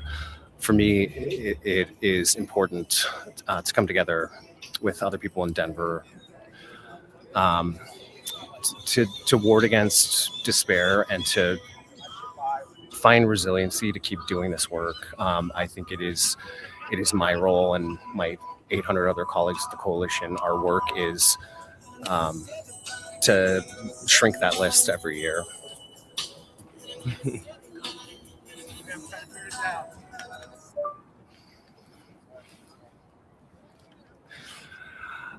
So I highly encourage anyone in town to make this an event. It always happens on December 21st, which is traditionally, the darkest night of the year, often the coldest night of the year. We are sitting out here. I could peel down even another layer. It's very strange that it is this mild, and I'm grateful for that when I'm thinking of the people that we support who are living outside and surviving. But it really is. It's a beautiful moment where a number of service providers, people from the community, people with lived experience, people who have survived, people who are still out there, and people from the general public who just have interest and concern can all be in one place, can do the important thing of naming people, really grounding in a moment, making something that's big and complex, less of an abstraction, with candles and physical memorials and words and song. So I would invite anyone to make this part of their winter season. Well, and I was going to note too, so I've been out here all day. When I woke up this morning, I looked at the temperature and it was 21 degrees. It rose to the 60s later on in the day. And now we're back where the sun's going down and we're starting to see the temperature drop again. And I think that probably is a big reason that Colorado tends to have a larger unhoused population, is because you can get at least temperate temperatures, mild temperatures for part of the day, and you just have to stay warm a little less time. What is the homeless or unhoused population like here in Denver for you? Do you know what the numbers are that you're serving? Good question. I mean, it's always a very, very hard question to answer. I mean, we can look at point in time count from last year. I'm trying to remember. I believe it was 2,170 or so who were counted. We know that that's a very imperfect count. And if I can get back to you with other numbers that come from like more of a systems survey of HMIS and people who are passing through homeless service providers throughout the year, I can tell you from the experience of the Denver Street Outreach Collaborative, our street outreach teams, outreach workers, behavioral health clinicians, and street medicine team tend to meet about 1,200 unduplicated, unique individuals every year. And you mentioned right now where we are in terms of the weather. You were correct that Denver can be pretty temperate and nice during the day. Last year, this was acknowledged by the Office of Housing Stability, the city of Denver. It was one of the first years that I believe Denver Health reported that there were no outdoor cold weather related deaths, which was a huge acknowledgement of work that has been done by a lot of different partners, shelter providers, street outreach teams, the city, to build up a really robust cold weather emergency system with additional spaces that are much lower barrier, to give options to people who, as their risk calculations change based on how cold it is, how much snow there is, to make sure that anyone who wants to come inside does have the ability to, and outreach workers who will get you there and simplify it. So very, very proud to be part of that. I know if you had more time to talk with April, this is the time of the year where we start seeing the first onset of cold weather injuries and people who are presenting at our healthcare center with early stages of frostbite and those kinds of things. We are very attentive and attuned to how bad things can get, how quickly. An early season like this too, especially with like nicer days, sometimes can kind of create conditions that make it more dangerous. Like people don't have, for the people who are going to stay outside, they're not geared up well enough yet. They're maybe not familiar with what their options are if it gets too bad. Often early winter, kind of late fall storms are very wet, like heavy and wet snow, which can be more dangerous than just simple temperature readings. Yeah. So I know we've talked about how the unhoused populations are counted for overall counts. But again, we're here for this vigil, and certainly finding unhoused people to do the national counts to figure out how many people are unhoused is bad enough. Now you are trying to identify people that were unhoused who passed away in Denver over this last year. How do you even go about finding out who those people were? It's a good question. So we open it up to the community of other service providers to submit names in case we obviously don't want to miss anybody. We work pretty closely with the medical examiner's office, and they're often reaching out to the coalition or other service providers to try to identify people. And so we've got a list there. And then throughout the year, our direct service staff who are aware of someone walking on, someone passing away. Support, like there's ways that we document this internally, and then at the end of the year make sure that all of those people are on the list. I can tell you every year, I'm a little bit further now from my direct service days, but every year I still catch myself at some point with like a little hitch in my breath that there's someone who I knew very much as a person showing up on that list. And I really like physical objects, and I've kept every one of the programs they've passed out. I've got a stack of those in my office of people that I knew not as data statistics, part of larger accounts, people I knew as sons and daughters, and people who had unique senses of humor and idiosyncratic, personal, like real human beings that I got to spend some time with. I'm so glad you bring that up too, because the humanity of this situation does often get lost. And I can tell that because you have interacted with some of the folks that have passed away over the years and had that personal contact, that it's more meaningful to you and touches you in a different way. And unfortunately, a lot of people don't have that same connection, and everybody kind of looks at it from afar. So it is very interesting and very good that you can provide that perspective as well. Can you tell us more about how people can learn more about your organization? I don't think that I asked you for your website or anything like that, but just people here in Denver that are looking for support services for people they may know who are unhoused or who may be unhoused themselves. How can they reach out for help from your organization? We have a very good website that can answer a lot of these questions, both for people who are looking to support the work that we do, or for people who are looking for housing support, access to healthcare, all of those things. So easiest thing is to start with just our website, coloradocoalition.org. I would also encourage people to find ways in which, if you're so moved, on both a high level kind of policy and intellectual and funding and politics level, find ways to get involved. And then people, I think, are also always struggling with how do you do the human interaction level. You see someone on a corner every day that you're driving into work. And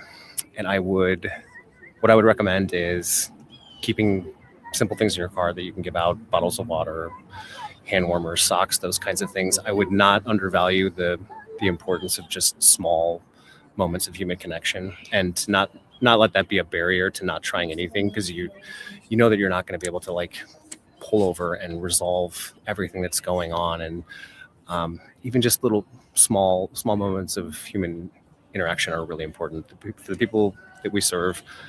It has been my experience that people make profound changes in their lives in the context of relationships. Really just imagine that person's experience throughout most of the day. Let's say it is someone panhandling on a corner, is being ignored or despised, and that's a small intervention at that level of just a moment of attentive presence. I appreciate that, and I appreciated that on my podcast talking to Alexis and April that came through. And you may not have the means to provide support monetarily, but that human interaction is very important. So I'm going to wrap this up here now. I'm not sure who we have coming up next. Oh, so I've got Pat LaMarche back with us again. I get to hand the microphone back to Pat and let her take over the next segment. So I'm gonna step up here. Sorry, you're gonna see my stomach. Thanks, Max. Thank you very much for everything you do for the Colorado Coalition. No, that's awesome. Yeah, it's an honor to be out here with you guys. You're amazing. And I am officially the president of Alexis's fan club. Make sure she knows. All right. There's a lot of people in that club. Yeah, I know. It's a big job I've got. Okay, we're back. Oh my God, this is amazing. All right. I've got right now we're going to talk about the Is it Gathering Place? The Gathering Place. With Megan Cayley. Am I saying that right too? Okay. Yeah, Megan, give us your title and then tell us a little about the Gathering Place, which is, I'm going to bring you over here a little bit more so you can be in the shot, and the Gathering Place and what you folks do. Yeah, so I am an art and wellness advocate at the Gathering Place, and the Gathering Place is a community center for women and gender diverse individuals in Denver facing homelessness. It's a day center. I think it is one of the only day centers in Denver for this group of people. And is it okay for these individuals to bring their children, or is it just adults? yes, you can bring your children. We do have a family center, so it's for women, children, and gender diverse individuals. Mm-hmm. Yeah, and I get to be so lucky to work in our art studio space, and giving members an area in our center to take a break and express themselves, do a project, laugh, talk, build community. And I get to oversee a lot of the art workshops and, build a lot of relationships with these people. So we have many different resources at the Gathering Place, but I get to work in in my opinion, the best one.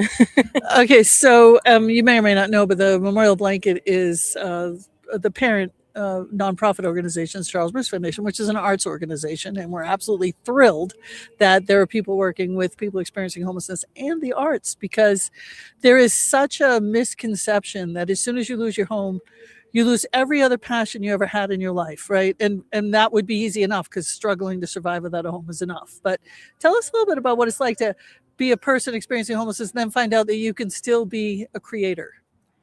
I think it's such a meaningful and important thing that we have a space where people can come and create something. I think it gives the members a chance to have some type of agency, like community, and accomplishing something can change the whole outlook of your day. Like just having a moment to just create something, when you're experiencing homelessness, you're stressed, there's so many things going on. It's nice to know that there's a space in our center where we have so many different art materials for anyone to use. We have yarn, and we have painting, and we have markers and coloring and clay and all the things that you can still partake, and you can still store some artwork here, and you can still create.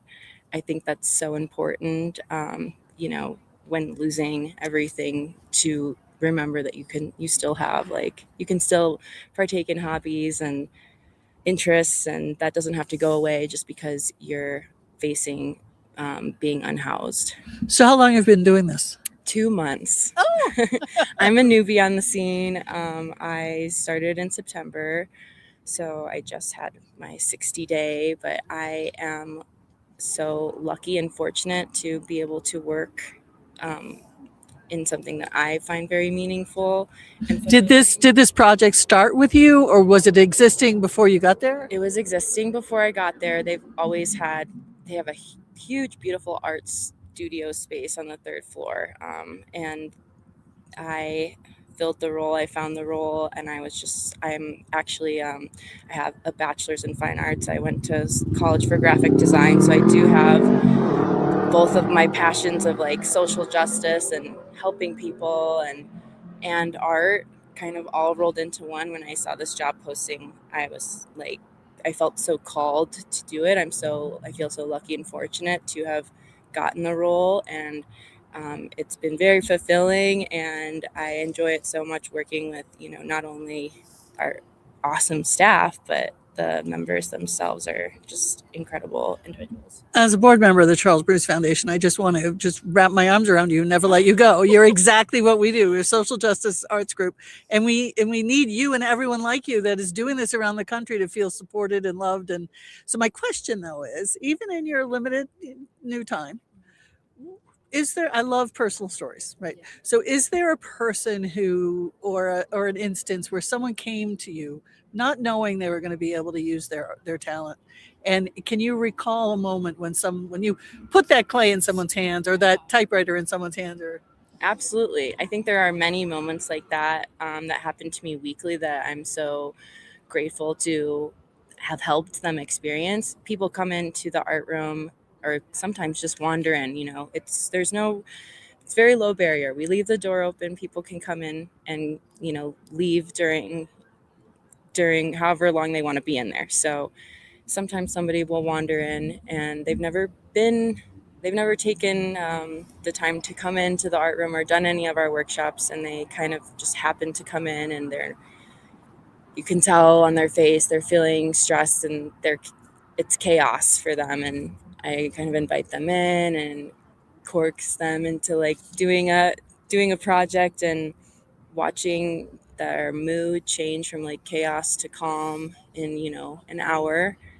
that means everything to me. I know that a large part of our population does have some mental health, and seeing people that maybe are a little bit more dysregulated outside the art room, and then can come in and completely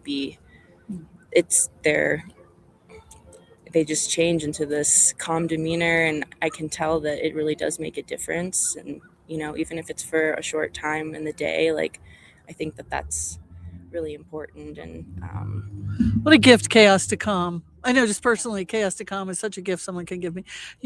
So how about kids? Did the kids come in and get into the art? So in the family area, they do have separate art stuff for the kids in that area. Ours is just for the adults in the art studio area.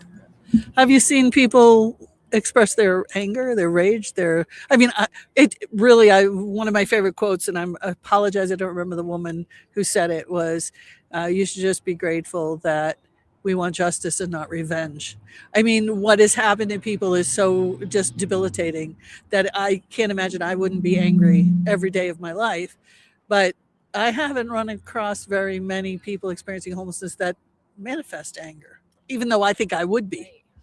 I think that we have a group called the Hard Times Writing Workshop, and I think that's a very powerful group that people can really express hard times and potentially anger, sadness, everything that's going on. I don't see it really manifesting in the art room as far as like creating,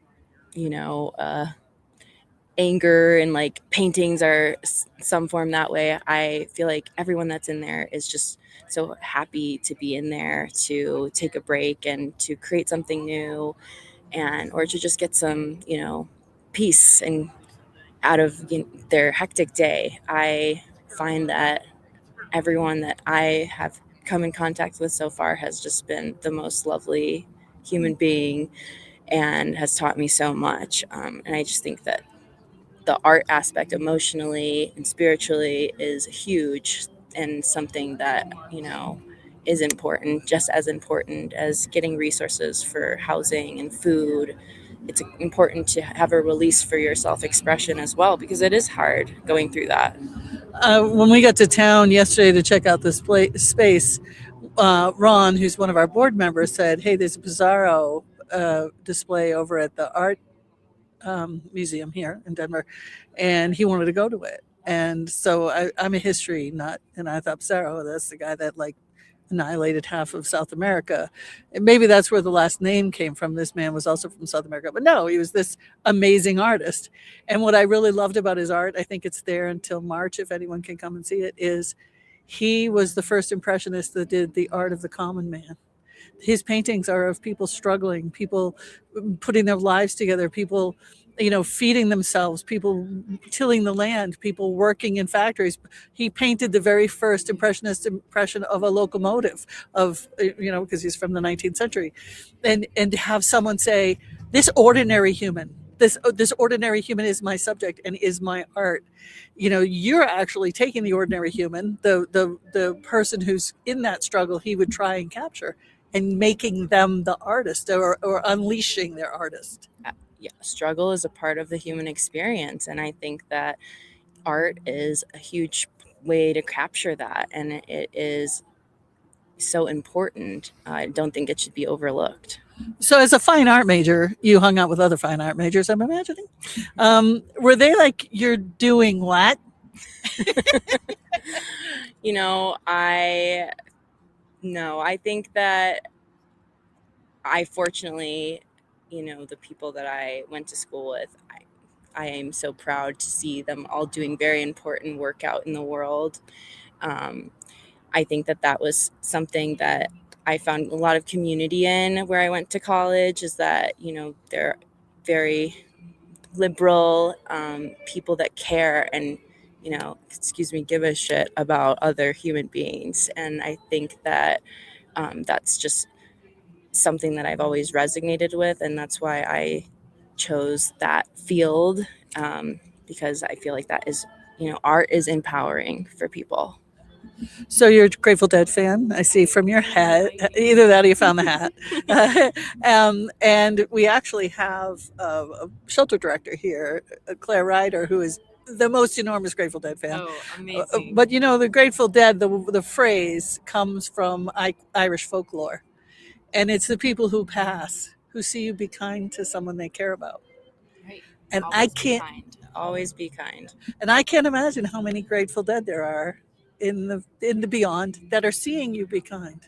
Oh, that means so much to me. Thank you. That's very sweet. I, you know, was raised to always be kind and think of others. I feel like to navigate this world, you have to see people for what they're going through, be compassionate, and always be kind. You don't know what someone's going through. You don't know how, you know, everyday life is affecting everyone. It is not as far off as an idea to become homeless, and I think people need to realize that as well. It's, I think, something that's unique about the United States is that, in a bad way, that sometimes people feel like homelessness is deserved. Like, and I, you know, going into this role, cared, of course, about the topic, but I have learned so much, and how, you know, learning more about how this can happen, I think is something that needs to be more widely understood. Even if people, there is actually a website on the internet where you can look and you can see last night's house fires. And if you just go to that website, it's a national website, there will be hundreds, maybe thousands of house fires last night. And this is a cause of homelessness. The sewer or the septic system not being maintained by your landlord, and the sheriff coming locking out of the house. That's a way to become homeless. Like, there are a million ways to become homeless. There's a million ways to become homeless. It's not just, you know, drugs and addiction and mental health. It can happen to anyone. It really can happen much quicker than you think. So I just my hope is for people to have more grace and compassion for the unhoused community. One of my favorite people, Diane Nyland, who's also a host of the show, says, if you weren't experiencing mental health breakdown when you became homeless, you will the next day, because it's just a terrible, horrible way to live. Real quick before I let you go, because we're out of time, we have a ton of fans of what we do that are artists, and we have a ton of fans that care about the homeless, and they might really want to help you do your work. So how can people help the Gathering Place? I would say to go to our website, which I Google the Gathering Place Denver, find a contact information on there. I can leave you guys with my business card, which has a QR code to donate directly to our arts program. We have an Amazon wish list for people to, you know, purchase emergency blankets and boot covers and things, you know, for the colder months to help in like winter safety. We have volunteer opportunities through our website. So I would say check out our website, Google Denver, the Gathering Place, and see all the awesome things that we have to offer there. And we'd be happy, we'll give you blankets obviously today, but we'd be happy to get you some yarn.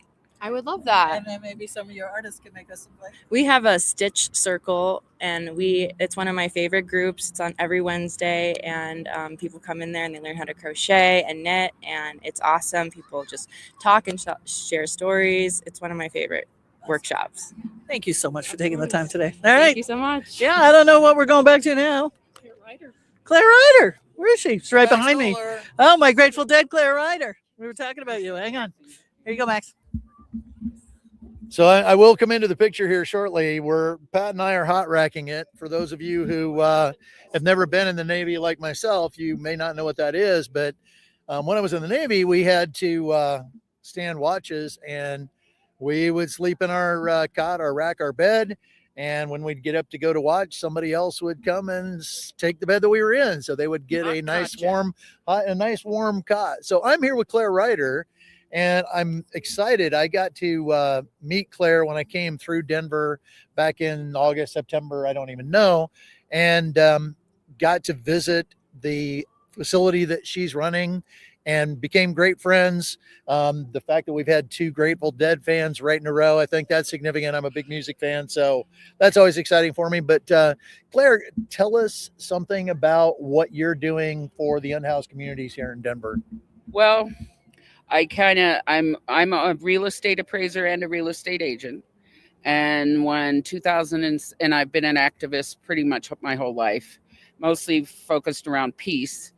But there's a whole huge correlation between the industrial complex, the military industrial complex, and poverty and homelessness and war. So I kind of connected all the dots and started doing activism. In 2007 and 2008, when everything crashed, I started doing foreclosure assistance with Acorn and NADA and a couple of other groups. And so I saw the correlation between the housing crisis, and I started putting my focus more in towards housing, and I was a volunteer and with various projects. And then I needed a job, to be perfectly frank. And so I went to work at another group, and because I worked overnights, and I have an autistic grandson who's 7, and I babysat him every day and ran my appraisal business and worked 12-hour shifts at overnights at another place. And so coming out of an interest of neighbors being angry because shelters were being put up, temporary shelters of 6 months were being put up in their neighborhoods, and meeting with neighborhood groups to assure them that the city of Denver was not going to lower their property values and not going to lower their taxes because you had 30 tents in their parking lot of a church. So that's sort of how I hooked into everything. When Mayor Johnston was elected, he probably had 40 to 50 forums because his main focus has been on homelessness. And it was Housing 1000 was the original initiative name. And by the end of December 2024, he promised to house 1,000 people off the streets of Denver. And so the city purchased 3 hotels and leased 1 hotel. And they also established some tiny home communities, which the person that was just the other deadhead was where she works. They have a tiny home community. And then they purchased a large number of pallet sheds, which are shelter. You can lock the door, you could stay warm. And so I work at an old Comfort Inn that is called a non-congregant shelter. And what a non-congregant shelter means is everybody is not congregated. It's not a traditional shelter where people are on cots in one big room, right, and where they share the restrooms and things like that. It's an old hotel, so everybody has their own room. And it's really fabulous. And we provide 3 meals a day. Everyone has their own room, TV, microwave, refrigerator. And we provide case management. We provide, help in other ways. We provide once a week, the Colorado Coalition for the Homeless brings their mobile medical van to our property. And then even their prescription drugs are couriered to them at the hotel. We have a huge success rate of housing people, and what's even more important is we have a huge success rate of keeping people housed. You can't just get somebody a rapid rehousing voucher that lasts for a year and expect them to have any success without some help, without some guidance. And last night somebody moved out, and I might start crying, but who'd been there since day one. And he had lost his home, he had lost his business, he went bankrupt, and he had nowhere to be. And he started all over again. He works 12-hour overnight shifts at a laundry. He used to be in upper management for 3M. And and he moved into his apartment yesterday. And he gets to be with his daughter for Christmas. So that's, a huge success, successes like that. So, and the process is evolving with the mayor. So it's, things are changing all the time. And we are now going to be, the Salvation Army has pulled out of 3 shelters here. And 2 other vendors are taking over 2 of the shelters, and we're taking over another one. So we're going to be running 2 shelters concurrently for a couple months. The shelter where I was leased, not owned. So it was prohibitively expensive. And that's why the city did what they're doing. So that's kind of long story, but that's how it all evolved. So, well, and I can speak to having visited your shelter there. I was truly impressed, partially with what you talk about, the humanity that they feel. They are seen, they're taken care of. You've got healthcare coming in to help them. They just are provided with everything, and they have the dignity of having their own place to be. There's just such indignity with being housed with a whole bunch of other people. So, and the food's really good. The food's delicious. And on New Year's Eve, I'm going to have a big party, and we celebrate every occasion. And it's a lot of humanity, and it's. So do the people that are there come together and become like friends, or do they form a community, or are they somewhat? Some of the people knew each other on the street. And originally, when the hotels, when the mayor swept encampments, and they were planned sweeps, and they housed all the people. Those were where the 1,000 people came from. So it wasn't, the people weren't being thrown away; they were being housed, and so a lot of the people were on the street together. So some of them knew each other. Everybody's got a street name. They all have a nickname. And so, yeah, a lot of them know each other. Some of them take care of each other's dogs. Some of them help each other out. There are people in relationships. We allow 2 people in a room. We also allow pets. So some people have their dogs in the shelter as well. Well, we are down to needing to wrap this up as well. So I do want to thank you for coming on the show. And I really appreciated being able to visit your facility when I was here back in August, September. It was wonderful. And it was wonderful to get to know you then. And thank you for being here, Claire. Thank you, Max. Yeah, it's been a pleasure. And who have we got up next? Okay, so Diane Nyland, I can just turn this over to her. So there we go. Hi, Diane. Hey there. I will let you just take over because I know what you're doing. And right. It looks like you may have somebody else with you. Oh, there we go. So thank you, Diane. I'll turn it over to you. Thanks, Max. And I'm glad that Claire and I have been Facebook friends for a long time. And so it's nice to meet Claire, at least this way. And it's even nicer to meet Casey because Casey is the executive director of one of my favorite North Carolina organizations, HOST. And we're going to have a conversation about homelessness and housing inconsistencies, we'll say, that it's a little different than what we've had throughout this whole podcast. And that is college students experiencing housing insecurity. And so, Casey, why don't you just at least start out with a brief introduction and who you are and what HOST is all about, and then we'll go from there.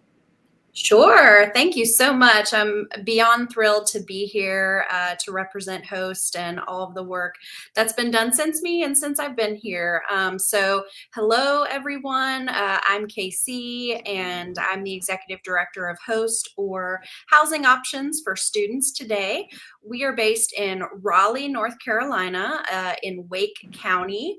And basically our work is to address and ideally one day end college student homelessness in our community. The quick fact I always like to share that usually shocks people is that as many as 14% of college students nationwide experience homelessness. So yeah. Yeah, that's something that I would bet my lunch money for a week that people don't know. And it's you know, and people because I've heard this, you know, oh, it's hard when you're in college. And, you know, when I was in college, I had to struggle too. And it's different now. It's way, way different. And I know when I interviewed students at North Carolina State, a few years back, you know, their stories even shocked me as far as what they go through. And so maybe give us a little, you know, view into what some of the common issues are that the students are facing. And then we're going to get to talk about what I think is just an awesome, at least partial solution. It's not the be all and end all, but it's sure is better than living in a storage unit. Talk about what HOST does. So, yeah. Sure. Yeah. Well, along with that 14% figure that I shared, I would also highlight that beyond literal street homelessness, 48% of students also experience what we call housing insecurity, which I know has been talked about quite a bit on here as well. But those are the students who are sleeping in their cars, are sleeping on friends' couches, are bouncing from place to place. A lot of our students fall into that insecurity piece where they just don't know exactly what their housing is going to look like.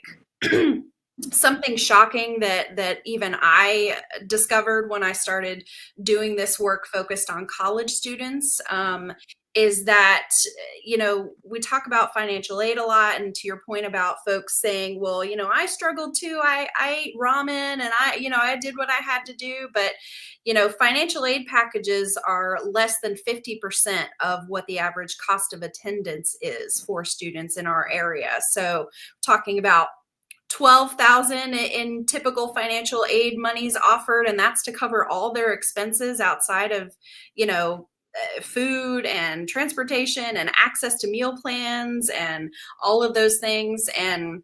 But the average cost of attendance, which actually encompasses all those pieces of, well, even if they're in on-campus housing, they have to pay for that, right? Or off-campus housing, of course, you have to pay for that too. Those costs can average between $34,000 and $38,000 for folks in our area. So the disparity is really, really huge. I like to share about this one particular student story that really resonates with me. Of course, all of our students have very unique situations, and they're all just such tough, resilient young people. But you know, this student is truly exemplifying of our work, because she came to us with nothing. She said, you know, the only family she had was her mom, and her mom died when she was 18. And it took her a while to pull herself back towards enrolling in college. She's in her late 20s and trying to get that experience now, but she had so much trouble with the cost of attending the school that she got accepted into and enrolled in, that she actually was commuting from a city 2.5 hours away to attend classes because she couldn't figure out the housing piece. And when she came to us, and we'll talk more about our host home model in a minute, but really, I think this exemplifies why host homes can be so effective for a student like this. She had no one, she had no housing, but with our host home model, she's able to go into a community member's home, someone who's been generous enough to invite her to stay with them. And when we did our meet and greet between the hosts that we matched her with, they immediately hit it off.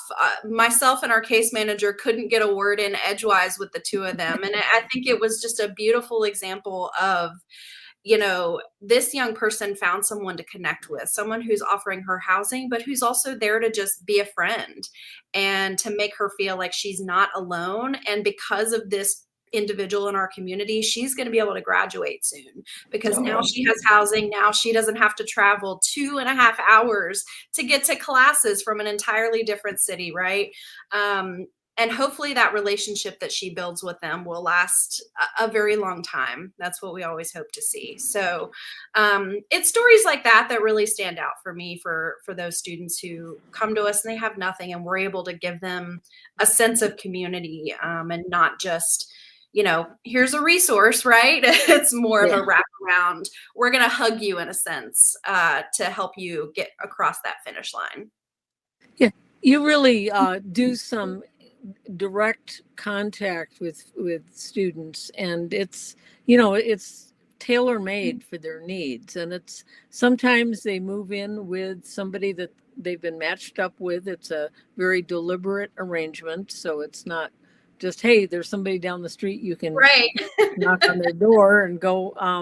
But it's also, you do some housing assistance and other things. So we have about 3 minutes, so we can go into some of that stuff. Sure. Yeah, we do provide limited financial assistance for those students who maybe don't need the literal place of a place to stay, but they're having trouble affording their rent, or maybe they're facing eviction. So we can alleviate those needs with that financial assistance. Something we've seen more and more along those lines of where students experience a high rate of food insecurity. It's right up there at 41% for college students with the housing instability, have that food insecurity issue, that hunger issue. We help with meal plans. We buy folks groceries. We give them grocery gift cards so they can make those things happen. Transportation is a huge thing too, because if you don't have a car, you're reliant on the campus system. If you go to a community college, you probably don't have a campus system of transportation. So that's a huge thing that we do as well. And you do it it's not just North Carolina State University, but there's other universities and colleges in the Wake County area that you also work with. Yeah, it's any college student enrolled in a higher education program within Wake County. So that includes Shaw University, a wonderful HBCU local to us. It includes St. Augustine's. It includes Wake Tech Community College, Miller Mott Community College and Technical Center, all the other colleges in our county. If a student is enrolled there and in our community, we're able to help them. And that means that we also help a lot of non-traditional students. So we do have students who are older, who have gone back to school, who have needs as well. So that is amazing. And it's a very unique program. There's not a lot of programs that are similar to yours in the country, but there should be, right? Yeah. Well, I always joke that, when I mention that our organization supports homeless college students, people are like, college students can be homeless? Yeah, and I'm like, that's exactly part of the issue. And it's not you should know about this kind of thing. It's it's an invisible community, right? But to your point, we're one of only a few programs in the entire nation that supports college students specifically. And we do that through our host homes, which, like you said, is not the end all be all, but it is one model, and it allows us to really work with the community. It doesn't require us to have infrastructure because people in the community provide the housing, and we do all the other stuff. We do the case management and the hugging, like I said, the wrapping around. Well, it's truly, I hope people are able to look at your website, and I think they're going to be throwing that little website, hostnc.org, up on the screen. Hint, hint. Yeah. Whoops. Well, I can make it magic here. And magic. All right. Hostnc.org is the website. Thank you. And I'm happy to meet you at least on screen, and someday I'll get to Raleigh and we'll meet in person. But thank you so much for joining this little event, and I think it should be very interesting to see what feedback you get from this. Yeah, thank you so much. Thanks to everyone out there. All righty. Well, signing off here. And there we go. I get to come back on, and thank you, Diane. I appreciate that. I am here with Ian Stitt, you're with a coffee shop, Network Coffee House. Correct. And so tell me about Network Coffee House and what you have to do with a podcast we've been doing all day related to the unhoused, because I think of coffee and I think a good drink. Yeah, absolutely. So Network Coffee House is a hospitality house and resource navigation hub for people experiencing homelessness here in downtown Denver. So for 43 years, we've been serving people of all ages, of all races. You name it, you're free to walk in through the door and access services. And so we provide a safe space for folks off the streets, away from the shenanigans and the anarchy that are our streets, and a safe place to really gather your thoughts, to be a human again, to be dignified. And part of how we do that is by providing resources, but by providing a bathroom and a shower for folks, and other resources, as well as our resource navigation program, where we can help people gain the documents they need and the resources they need to move from the streets on into housing and whatever they see fit as their next step. So the organization's been going for 43 years. I'm assuming that you've not been there the whole 43 years. You look much younger than that. So tell me how you got involved and how long you've been with them. Yeah, it's a good question. So I started there as kind of a volunteer resource navigator. So I was working with another organization called St. Francis Center, which I was an outreach worker. So I was going out into the community and finding folks who are unhoused, unsheltered, and providing resources to them where they were at. And as an aspect of that, I would stop at Network and provide resources. And I got to know a few people at Network, and ended up getting roped into a little group that they had of kind of a support group for people who are providing resources to our community. And I met a few people that I kind of fell in love with that just got me. And I started to volunteer on shifts, and then I ended up taking over a shift.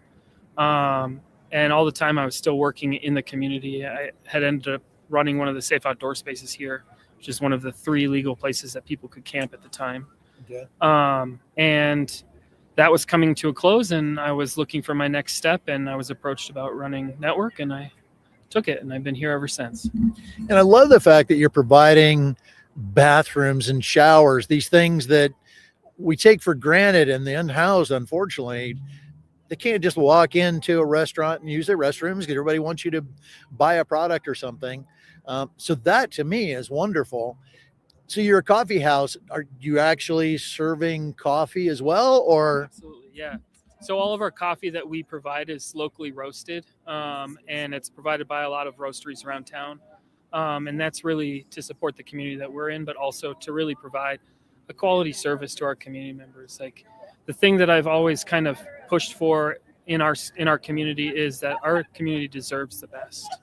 Just because they're experiencing homelessness or mental health or substance use or whatever it might be that they're experiencing, they still deserve to have quality things. And so we have a beautiful renovated bathroom that we just completed this year that's fully ADA accessible. We have good ground coffee that's ground every day and brewed right for them. And so the idea really is to give people that dignity and humanity back. I truly appreciate that. I'm sorry we're getting down to the end of our broadcast day, but Ian, I'm really glad that you came today. Is the coffee open to anyone, or is it? Absolutely. Everything that we provide is free of charge, so anyone can come in. It's always fun to see hipsters come in and they ask for oat milk, and we're like, we got creamer, and they're like, oh, this is not what I thought it was. But yeah, everyone is welcome, and that's the beauty of Network, is that we're a community. Regardless of where you are at in your life or who you are, you can come and be a part of the community, have a good conversation, play some chess, whatever it may be. We're there for you. That's magnificent. Now I want to go have a cup of coffee. So I have Pat back with me, and I'll let you. You can stay right Oh, there. okay. You We're can stay in, gonna- Ian. You gonna- can join us for the ending here. We're just going to sign off, and I think we're going to have a whole pile of other people. We've adopted. Oh, it's Ian. the big pile. Hi. Hey, Hey, everybody. we're just coming to collect our paychecks. Did you see me quoting you? Did you see me quoting you, Diane Nyland? Ah, I'm going to do my favorite Nylandism right now. We must be an incredibly wealthy country to throw away our children. well, Just yeah. so wicked smart. Hey, we are now going to go quiet here. We'll show some video from the vigil, but they are about to memorialize. And sadly, the Denver total this year of people who died on the street has gone up from last year. It's just awfully sad. And we're really grateful to the great folks in Denver for inviting us out here. And I'm grateful to everybody. Like, 1,000 volunteers who make this happen. People donate fiber, people donate fabric, yarns. They donate the work, they create the blankets, they donate the money so that we can pull this all together. Absolutely zero paid employees, but we've got to get places and do things and pick stuff up. And the pastors and the youth leaders and the Girl Scout folks who all just get folks to participate. It just is another miracle. That's right. It is. Thanks to you guys. All right, we're gonna show you a little bit of the vigil, and then we wanted to remind you that they are taping the vigil. The Colorado Coalition for the Homeless is taping the vigil. We will not be broadcasting the vigil because we're just gonna go in silence and watch them. But at the Max, our intrepid producer back home, will put up the Colorado Coalition for the website, and you can go there in a few days after they get a nap. You'll be able to go there and watch the vigil from tonight. They will have the tape recording available. All right. Thank you all. Thank you. Thank you all for all that you do. Thank you.